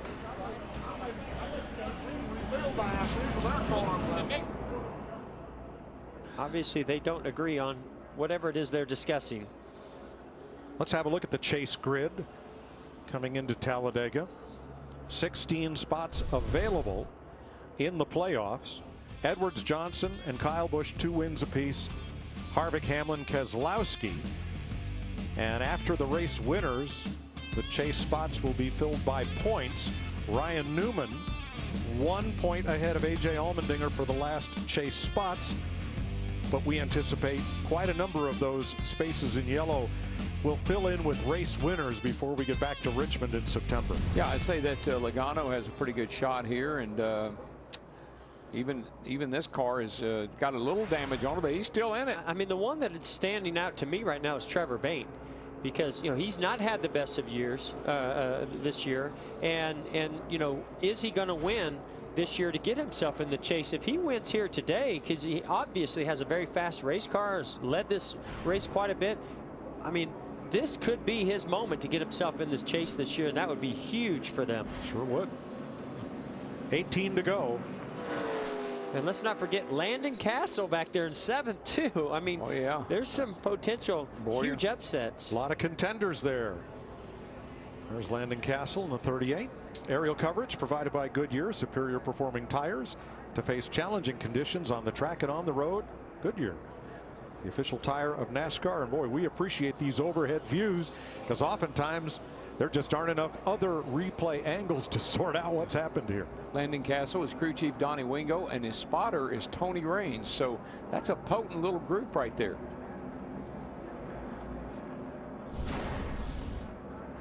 Yesterday, Joey Logano was leading Elliott Sadler on the final lap. They got together. Logano hit the wall hard, and that was the moment the caution came out. Logano getting hit again. And even though young Brennan Poole was the first car to the line, they went back to the moment of caution to decide the winner. And on his 41st birthday, Elliott Sadler went to victory lane in yesterday's Xfinity race. So Logano trying to win this one. He's up against his Roger Penske Ford teammate, Brad Keselowski, for this restart. And Mike, he would make the same move again today to try to win this race. If it means blocking coming down here to the start-finish line, that's what he's going to do. Ford, Toyota, Ford, Chevy, green flag.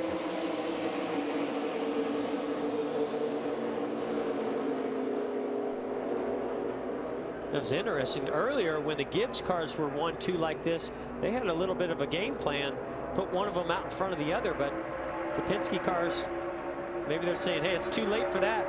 We got to race hard. Let's go get this win. I think it'd be kind of cool if Matt Kenseth in that 20 car got a little redemption today. He had the Daytona 500 in sight and got it taken away from him. Finished 14th, been up front all day long. And behind them, the two Stewart-Haas Chevrolets, Harvick in the 4, Busch in the 41, the younger Busch, our series champ in the 18 behind him. Danica Patrick's in the top 10. Landon Castle up to 6th. Still anybody's race as they come to the line with 16 to go. All these cars are going to be running at Martinsville or somewhere, all patched up, beat up, banged up.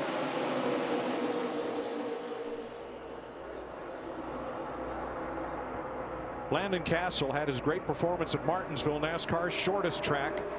Here he is on the biggest track for Front Row Motorsports. Well, we've seen this car and this team and Landon do extremely well here at Talladega, so I'm actually not that surprised that he's up there running like this. Yeah, Front Row Motorsports, David Reagan and David Gilliland, 2 years ago here, they went to victory lane. Castle's overcome a penalty on the first pit stop for over the wall too soon. As we look back from Eric Almirola right in the middle of things. And Donnie Wingo, the crew chief on that 38, he was with Trevor Bayne when he won the Daytona 500. So Donnie's a good crew chief.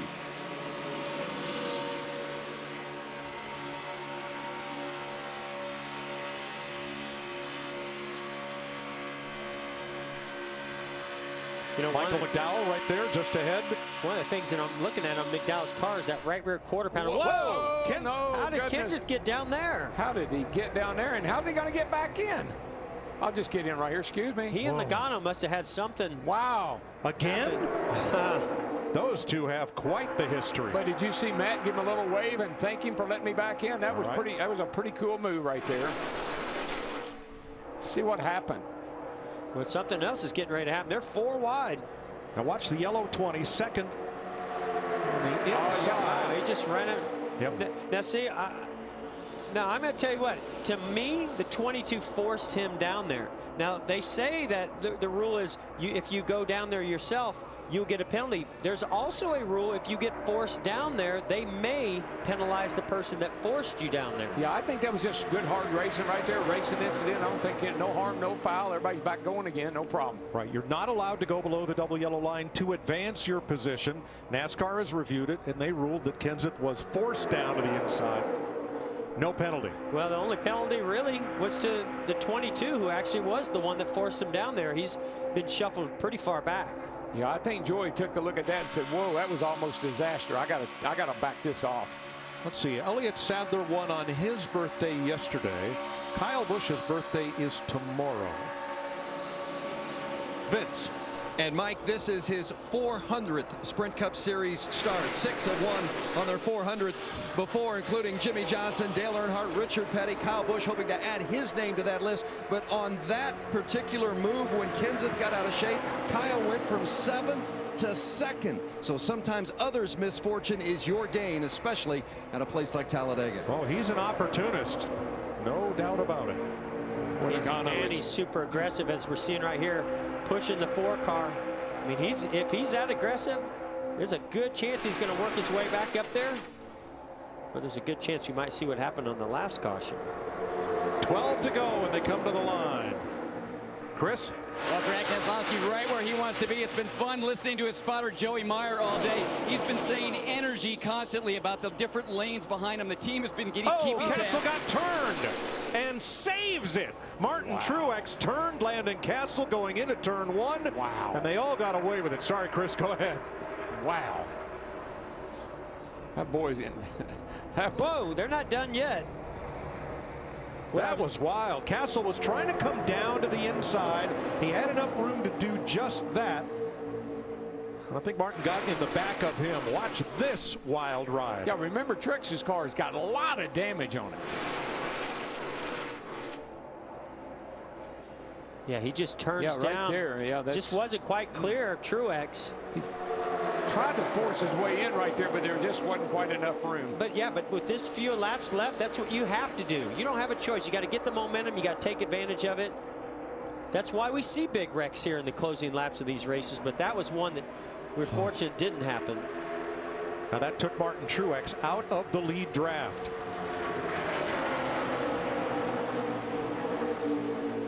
Fords at the front, Keselowski and Bain, the Toyota of Kyle Busch, the Chevys of Kurt Busch and Jamie McMurray. And when they come back, it'll be 10 laps to go. Well, it's about time for a Larry Mack trend.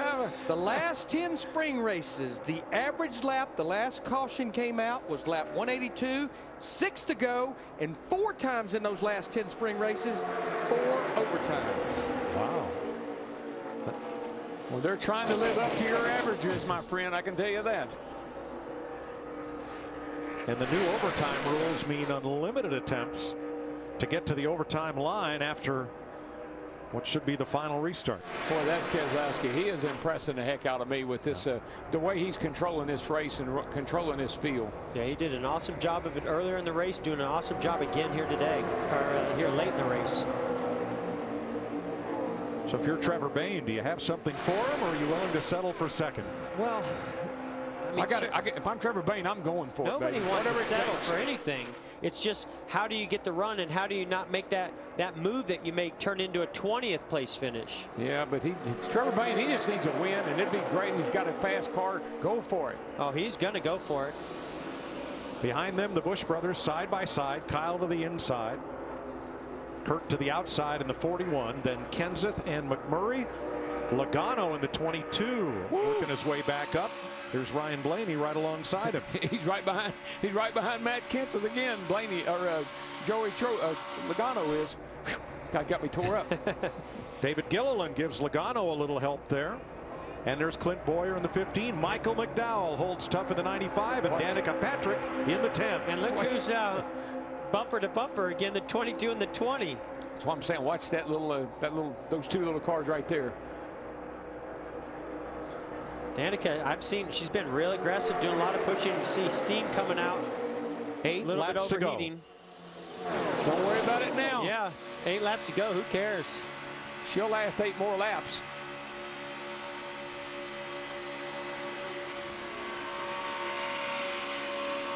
I'll tell you, it's amazing. You give a guy a shot and he shoots him forward. Oh boy, Stanley Steamer. Whoa, there's and around she goes into Kenseth. Oh gosh. Up in the air and into the wall hard. Man, Kenseth. Man, I thought he was going to catch the catch fence back there. The way it landed was... I am not believing that. He's fine, boy. He got the window net down right away out of frustration. The 4 car, Harvick. Danica climbs out. Radio cord gets disconnected. Oh, boy. I mean, you just knew it was coming. You saw everybody pushing and shoving, and the cars slipping and sliding around. I think Matt said, just give me a push. Matt was 6th. And Danica walking over. Well, you know waiting. why? Yes. She doesn't want to go. She knows that you can get fined if you go out on the racetrack. She's going all the way over against the wall, and I'm not sure. She's shaking up a little bit, I think.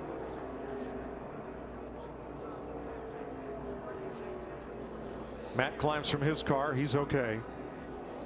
A couple of hard hits there. Man, Wow. I'm telling you, and I was Kenz's just car was so worried when I saw Matt's car get up in the air and just carrying towards that inside fence. I'm so glad it sat down when it did. Yes. Oh, me.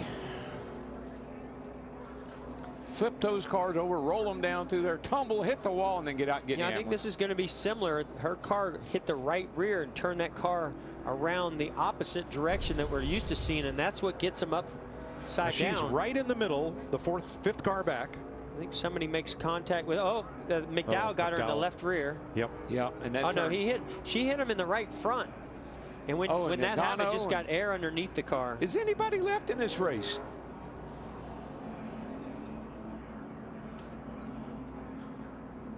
Let's watch from the Goodyear aerial coverage, and you'll see several things happen here as Kenseth's car comes back down to earth. I can tell you, a lot of teams are going to be freezing those shots to look underneath this car when they leave here. No, I saw that. It's not often you get to see what's underneath them. Right behind the red 21, there's the 3 of them. Whoosh.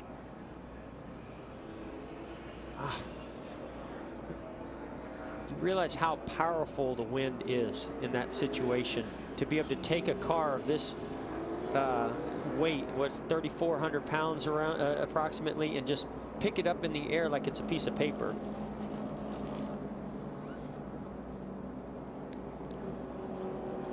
There's McDowell into the 43 of Eric Almirola.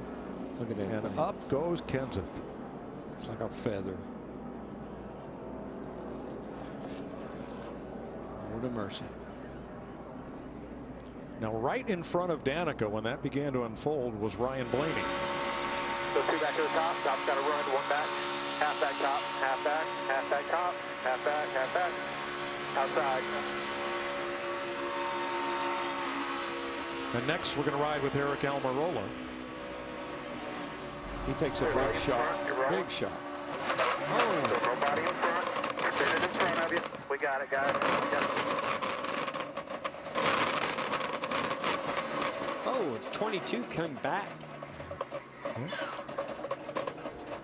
Kevin Harvick ended up in the grass on this one. They're all the way up the line. They're low right in front of you. Keep digging, keep digging, keep digging, keep digging, keep digging. High, high.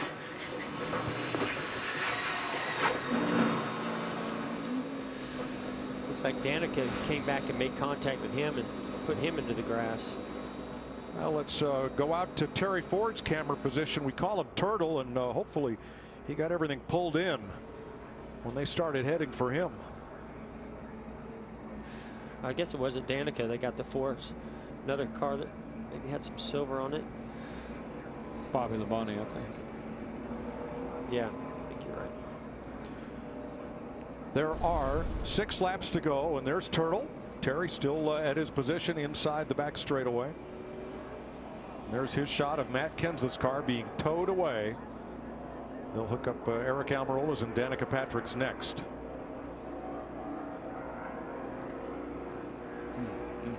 Where's the tooth fairy when you need? Is it a him or a her? Depends. Tooth fairy. Depends. Going to be 5 laps to go. They're going to give them 1 to go. Give us a chance to listen to a little Talladega radio remix. We didn't come here to ride around. We come here to win, okay? Make it happen. Yes, sir. You second most ahead of steam. Watch him in your mirror. I was in the right place where I was supposed to be. Right up. Hold the brake, buddy. Hold the brake. Damn it. You okay? Yeah, just lost it. What happened? Pushed me right into the damn 55. Holy. I think he got hit from behind, and then I just seen him start rolling. An unbelievable day. Unbelievable. At Talladega. This guy right here, Matt Kenseth, just cannot catch a break. He has performed so well this year. I've been coming here for a lot of years. I don't think I ever saw it so wild and crazy as it is today. Just guys running into each other. We're going to go back racing. We're going to try to finish this thing. Might as well have an overtime. Well, not yet. They're going to take the green flag with 4 laps to go. Yeah, that's what I say. We're going to maybe have an overtime. It's going to get crazy. A lot of damaged cars out there, pieced back together. Oh, me. And we are still showing at least 16 cars on the lead lap, and then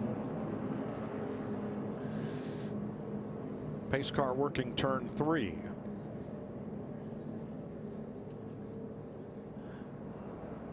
Still cars being loaded. That's Almirola. It would be easier to list the cars that have not been involved in a crash here. And it's going to take another lap of caution before we get back to green. My brother's running 11th. Let's see what he's got to say about that. Hey, Mike, it's DW. You got me, buddy? You got it, brother. How y'all doing up there? This is pretty crazy out here. I've never seen anything like it, buddy. You're running 11th. What do you think? You could probably win this thing. Well, I'm just going to try to hit every open hole, but man, it's crazy. I've never seen driving like this. Bill Elliott asked me before the race that I feel like I was getting out of the electric chair to go have some fun. And wow, it's just been a nutty day. Led the race a bit, thought I had a fast car. The guy behind me ran me over once. Hope he don't decide to do that again. D-Dub, I'm just trying to pay the rent at the apartment over the pizza joint out here. I'm racing for a living. Well, I just hope you haven't peaked yet. You got about 5 or 6 laps to go here. Put the pedal to the metal, brother. We're in Talladega. I'm going to be Ricky Bobby. I'm going to go. Oh, goodness. All right, 4 to go now. Matt Kenseth has been released from the care center. Chris? Well, tough season for Matt Kenseth. Just can't seem to get some momentum on your side. You led 39 laps today. That was a wild ride there. What happened? Yeah, we had a good car. I'm not really sure. The first thing that happened is the 22 ran me off the racetrack, and that got us way behind. So I thought we were done with that, but maybe we aren't. So he ran me off the track, and then honestly, I was just going straight here and just got ran into, and then you're just hanging on. Thanks, Matt. Good to hear that Kenseth is okay. And you know, after watching that replay, I realized why Danica came over there and bent over. She took a heavy hit. Oh, yeah, yes. she That's did. a big impact. I'm sure that probably knocked the wind out of her. Yes, sir. So here we are with 18 cars on the lead lap at least. We'll check scoring as they continue to cycle around and come out of the pits. You have a couple of good favorites up front, Brad Keselowski and Kurt Busch. You have some wild cards, Trevor Bayne, Jamie McMurray, rookie Ryan Blaney, and then some proven quantities, Kyle Busch and Clint Boyer, Gilliland, Chase Elliott. Anybody can win this. Yeah, but the real question is, are we going to see another big incident? I don't think we're done yet. I don't either. I don't think we are either. I mean, you got Keselowski up there, you got Bayne up there, McMurray. We know he's aggressive. At 21, I mean, we got a lot of cars up here. Kyle Busch. It ain't over. No. You don't think we're done with cautions? I don't think so. I'm looking for overtime. Well, I know we're not done with aggressive driving, and that's what brings out these cautions. Now, this will not be an overtime attempt. This restart will come with 3 laps to go.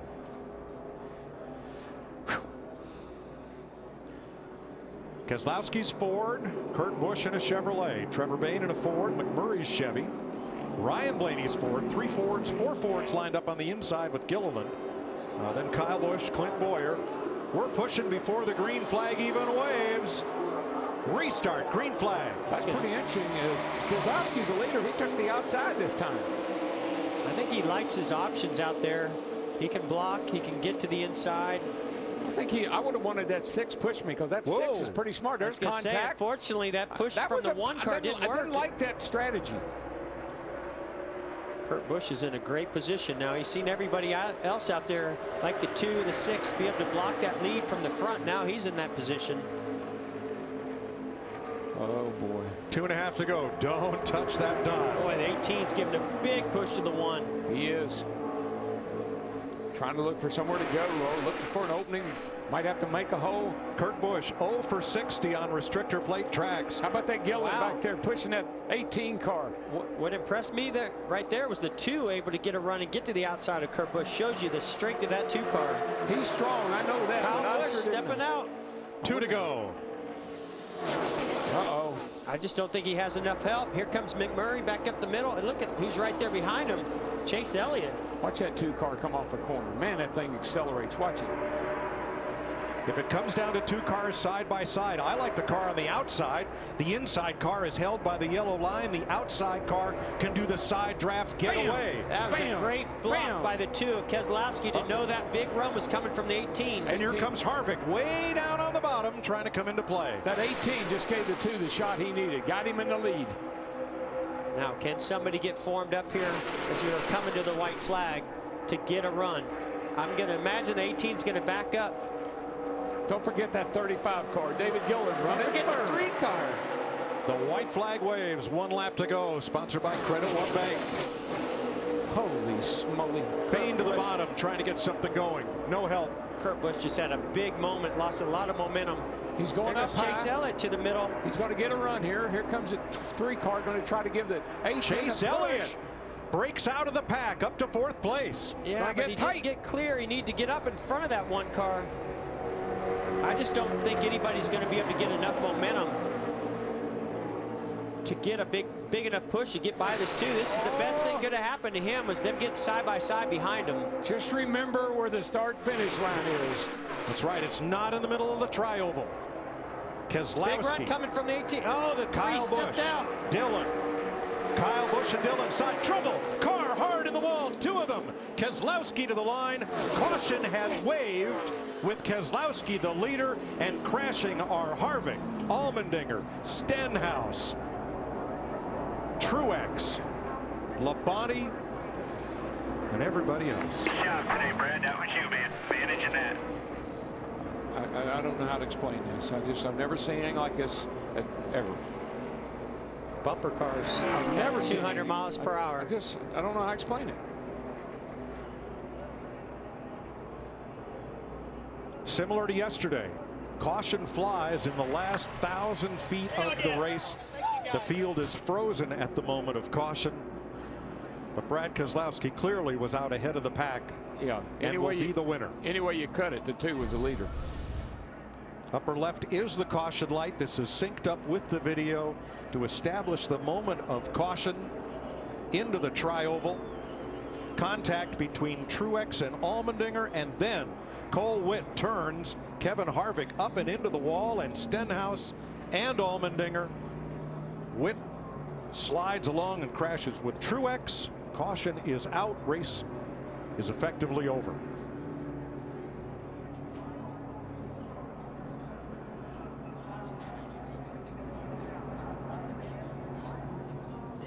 Exit of pit road.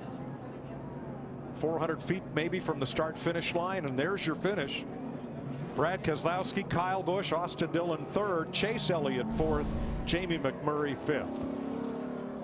Wow. Well, all drivers involved in the crash have exited their cars, and they are okay. Brad Keselowski taking home the checkered flag is today's Sunoco fueling victory. Not too often you see a burnout with debris thrown all around. It's like a That's not from your car. Looks like a demolition derby. It really does. Looks like one of the short track demolition derbies. But that was the guy to beat. I mean, when he got out front, no one could do anything with him. Yeah, you got to give him a lot of credit, him and his spotter, for doing such a great job getting a run and getting by the 41 to get out front, and then blocking Kyle Busch there at the end. A wild finish at the world's fastest junkyard. Brad Keselowski, Roger Penske, and Ford win it.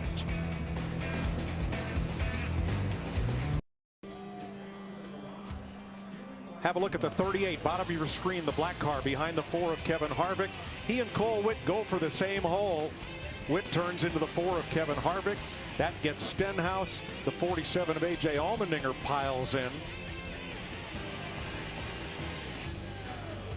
And with his 19th victory, Brad Keselowski is the man in victory lane. Jamie Little.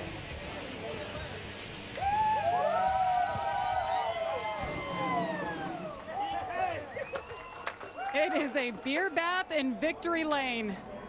A day that was carnage for so many, led to victory for one man, Brad Keselowski. And I think, Brad, you're the only one with a car in perfect condition at this point.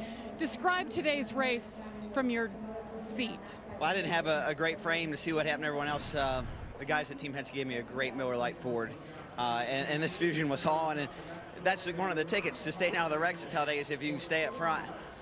You got a great shot of not getting wrecked, but this number 2, man, you know, Daytona didn't go the way we wanted to go, Jamie. We thought we were going to be better than that, and we just didn't show the speed in the 500. And the guys went to work, and they brought me a really strong car here for Talladega. So I'm so proud of everybody at Team Penske, and be back in victory lane, 2 wins this year, and we feel like we can get a lot more. We're growing as a team, had a lot of changes at Team Penske, and this feels really good, really good. Brad, all day long, everybody was restarting on the inside. That final restart, you decided to start on the outside. What did you see there that you knew would work for you? I didn't. You know, the last 3 or 4 restarts before that, the high lane had went. And, you know, as a leader, it's really a lot out of your control. You need the cars behind you to push. And a couple of them they did, a couple of them they didn't. You know, it's just part of racing. There's nobody at fault with that. And we kind of lost the lead, actually. And we got a better run. Jay McMurray behind me gave me a great push. And then Kyle Busch gave me a push that was big to clear the 41. And without those 2, I couldn't make it to the front. So thank you to them. But it's Talladega, and this is my 4th win here. I never thought I'd ever win at Talladega 4 times, and I'm super pumped. This is awesome. It was all about you and your spotter and all about energy. That was the key word for Brad Keselowski, who wins his 2nd race of the season, Vince. Typical Talladega finish. Kyle Busch 2nd. I know it's not the spot you wanted, but how do you describe what was going on there at the end to try to get to where you wanted? There's some moves that you made that were just lucky, and you know, just trying to get through some of the holes that were there and that were forming, and guys bumping and banging each other, pushing all around and everything, and trying to get the most out of what we had with our Skittles Camry. You know, 2nd's not bad. I think the quota of 3 cars almost on their lids today is a little high, but it's racing. Thanks, Kyle. After 10 races, Brad Keselowski joins a few other drivers with 2 victories. So we've had just 6 different winners as you look at the race to get to the chase. The final 10 races of the season, 16 advance, and you win, you get in. With Kyle, Carl, Jimmy, Brad Keselowski, there's Harvick and Hamlin, each with a win. Meanwhile, the pole sitter, the rookie 20-year-old Chase Elliott, led the first 13 laps, somehow survived. He's standing by with Matt Yoakum. What an impressive day for Chase Elliott from the pole, finishing 4th. How did you need to have that final lap develop differently so you can make a better move? That's a good question. I don't know, man. I thought we were pretty lucky to get where we got to. I didn't do a very good job those prior 2 restarts. Never really got in a really good spot, but guys brought a really fast snappy Chevy and had a great qualifying effort. Obviously, really proud of that. But you know, we tried there at the end, just didn't have enough momentum to get to those guys. You wanted to learn off of Daytona. What stood out to you most today about your education with stricter plate racing with the Cup car? Just trying to finish. I mean, you can't have a good day unless you finish. So I think it was just trying to focus in on that a little bit. Obviously, it got really wild, and for us, we tried to keep that in mind and just try to make it at the end. Thanks, Chase. Thanks. Yeah, and Kevin Harvick ran right near the front for most of this race, but it just got crazy out there those last 50 laps. What'd you see?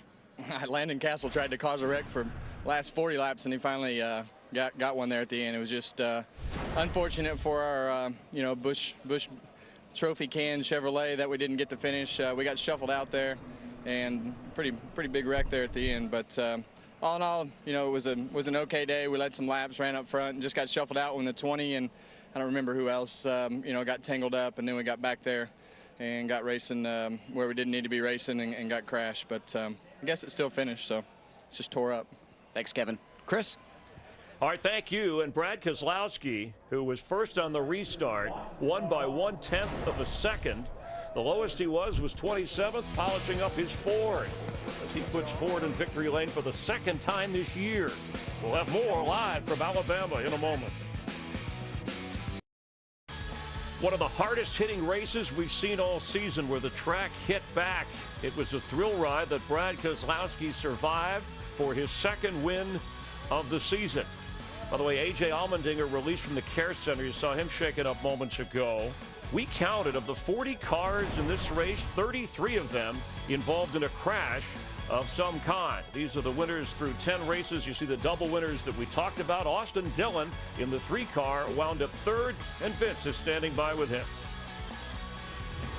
Austin Dillon finishes third. You had a look at it there at the finish. What was the difference ultimately? Oh, man, I don't know. Probably the 15 pit stops that we went through.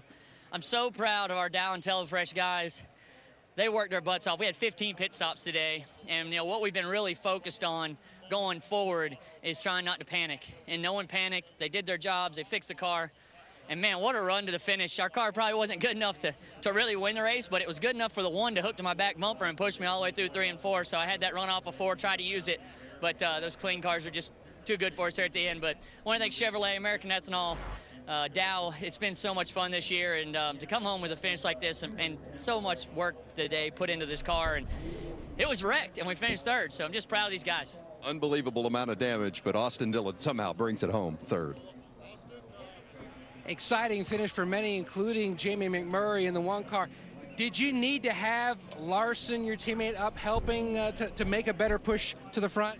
Well, I mean, you don't really know what you need when you get to the end of these. It's kind of every man for himself. And the 18 gave me some really good pushes. It was just I kept getting stalled out, and I would have done the same thing. But all in all, a really good day for our McDonald's Chevy. We had some adversity and got torn up along with the 3-car, and it's crazy at this type of racing how you're not as dependent on the aero side of it. But really good day. Our team did a really good job fighting back and fixing that, so pretty happy.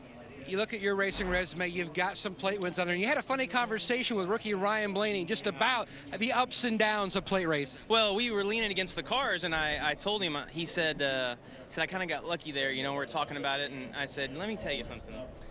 He said, I've never been on the bad end of getting caught up in the wreck. And I said, well, you just wait, because I said it goes in spurts, and you get to have about 2 years of racing where you can't finish one of these. So take it today and be happy with it. That's good. Fifth place finish for Jamie McMurray. All right, thank you very much, Matt. Wow, we had 8 different wrecks involving 33 of the 40 cars in this race. The most lead changes and the most leaders that we have had in any race so far this season. Jeff Gordon, I know you're happy to be up there. It was still scary watching, wasn't it? We're just glad it's over. A couple of other bright spots. Ty Dillon brought Tony Stewart's car home in 7th. Clint Boyer 8th. Good run for them. Landon Castle ended up at the top of the dozen. So did Michael Waltrip. So many contenders and so much carnage. Well, there's a reason why this is one of the fan favorites. The racing is wild and crazy and 3 wide, but the wrecks are big and wild and crazy as well. Thank goodness for safety, though, that NASCAR's implemented, because everyone has walked away from these horrific-looking crashes. Now, on the driver's side, not their favorite type of racing to be in, but boy, is it entertaining. I mean, we're up here trying to catch our breath, but I got to give a lot of credit to Brad Keselowski. I thought he did an excellent job, not only how he maintained the lead, but getting the lead back when he lost it from Kurt Busch there towards the end. And Darrell, the way this race played out validated Tony Stewart's decision before we even came here. I'm going to start the race, and then I'm going to get out of the car, let my back heal. Everybody else have at it. It's almost like he had a crystal ball, because we set a record today. 4 big ones, not just one big one. I think we had 4 big ones, and Tony must have known something, because he could easily have been in one of those wrecks, and that might have been he might have had to stay out of the car longer. So, and they put congratulations. They put the right driver in there. Ty Dillon, excellent job. That's going to help them get in the top 30 in points. It sure did. That's right. Quite a day, Chris. And we're not done yet, gentlemen. Moments ago, Joey Logano, you know the history with him and Matt Kenseth. Kenseth, again, wrecking and saying Joey bumped him out of the line. This is him saying and warning Logano after the race moments ago. You can interpret what he's saying when the finger is pointed in the direction of Joey Logano. And this was earlier with 15 to go. Kenseth was bumped out of line. Then when he got back in, he was involved in the wreck with Danica Patrick, blaming Joey Logano for that. Remember last year he had the suspension, exacting a little revenge on him. And Chris Neville is standing by right now with Joey Logano. Well, Joey Logano right at the front for most of today, but Joey, 2 hard hits, 2 days in a row. Good to see you're okay. But I did see Matt Kenseth say a couple things to you as he was leaving. What'd Matt say? Nah, not much. Just, you know, it's unfortunate. We had a pretty decent car. I wouldn't say it's the fastest car out there. It took us all day to get towards the front, but we positioned ourselves well at the end there. I guess it was around 20 to go up there in the front row and actually up there in the lead. So I was proud of what our Shell Pennzoil team did. We worked hard all day, just unfortunately didn't end up as well as we'd like to. 2 days in a row, a couple big hits. So can't wait to get out of this place. Thanks, Joey. Now, I remember going to Kansas next week where Joey Logano and Matt Kenseth have a history. And this was the last lap when Brad Keselowski won. We counted 8 cars involved in this crash. And again, from all the reports from those in the care center, the drivers are okay. Danica Patrick, who was shaken up, was 4th at one point in this race, but Chris Neville caught up with her. And Danica Patrick released from the infield care center. Danica, that was a really hard hit with the infield or inside wall. You okay? I mean, I'm okay. I got an X-ray, so that was a concern. But just, you know, taking a deep breath and hit my foot pretty hard, hit my arm pretty hard. I've hit the inside wall of a super speedway, I think maybe like 4 times now, and that one was the worst. So, you know, these races are just, I get running close and I get pushing, but like the 95 was drilling me, like turning it sideways every time. I mean, it's just, there's a high likelihood that he could take himself out doing it. So I'm all about bumping and pushing and being close, but I think that when you hit people with a certain amount of momentum, it's a problem. So, you know, I can't quite remember exactly what started it, but I know I got drilled from behind and turned sideways, and hello wall. Good to see you're okay. Thanks, Danica. And she was referring to Michael McDowell in the 95. Speaking of hello wall, A.J. Allmendinger, as we mentioned in the end here in the 47 car, released from the care center and said to be okay as you can be. And here he looks like he's in a lot of pain, but after the grueling 500-mile race run at a frantic pace, it was a survival of the fittest, and the fastest was Brad Keselowski. We'll have more on Fox in a moment. Back here live, and the unofficial results from the Geico 500, and it was a good time to have insurance. Brad Keselowski, his 4th career win here, the most of any track for him. Remember, his first career victory came here. Kurt Busch now 0 for 61 in his career in restrictor plate races. Michael Waltrip, nice save on a spin early, wound up 12th, running in this his 60th Talladega race. Jimmy Johnson wound up 22nd, followed by Matt Kenseth and Danica Patrick and Joey Logano. And rounding out, Chris Buescher barreling through the air, one of many cars involved in crashes, wound up 37th. Dale Earnhardt Jr. did not finish. Same issue at the Daytona 500 for the driver of the 88. Tonight on Fox, Bob's Burgers, The Simpsons, and America Country Countdown, the award show, 2-hour special for that award show. On FS1, we hope you join us for Victory Lane. That's midnight Eastern, 9 Pacific. You'll hear more from Brad Keselowski. He'll join us from that Victory Lane to celebrate. And next week, FS1, Under the Lights. In fact, 3 of the next 4 races are under the lights. Jimmy Johnson won the race last year, but Joey Logano won 2 of the last Kansas races. And, of course, had that notorious incident with Matt Kenseth.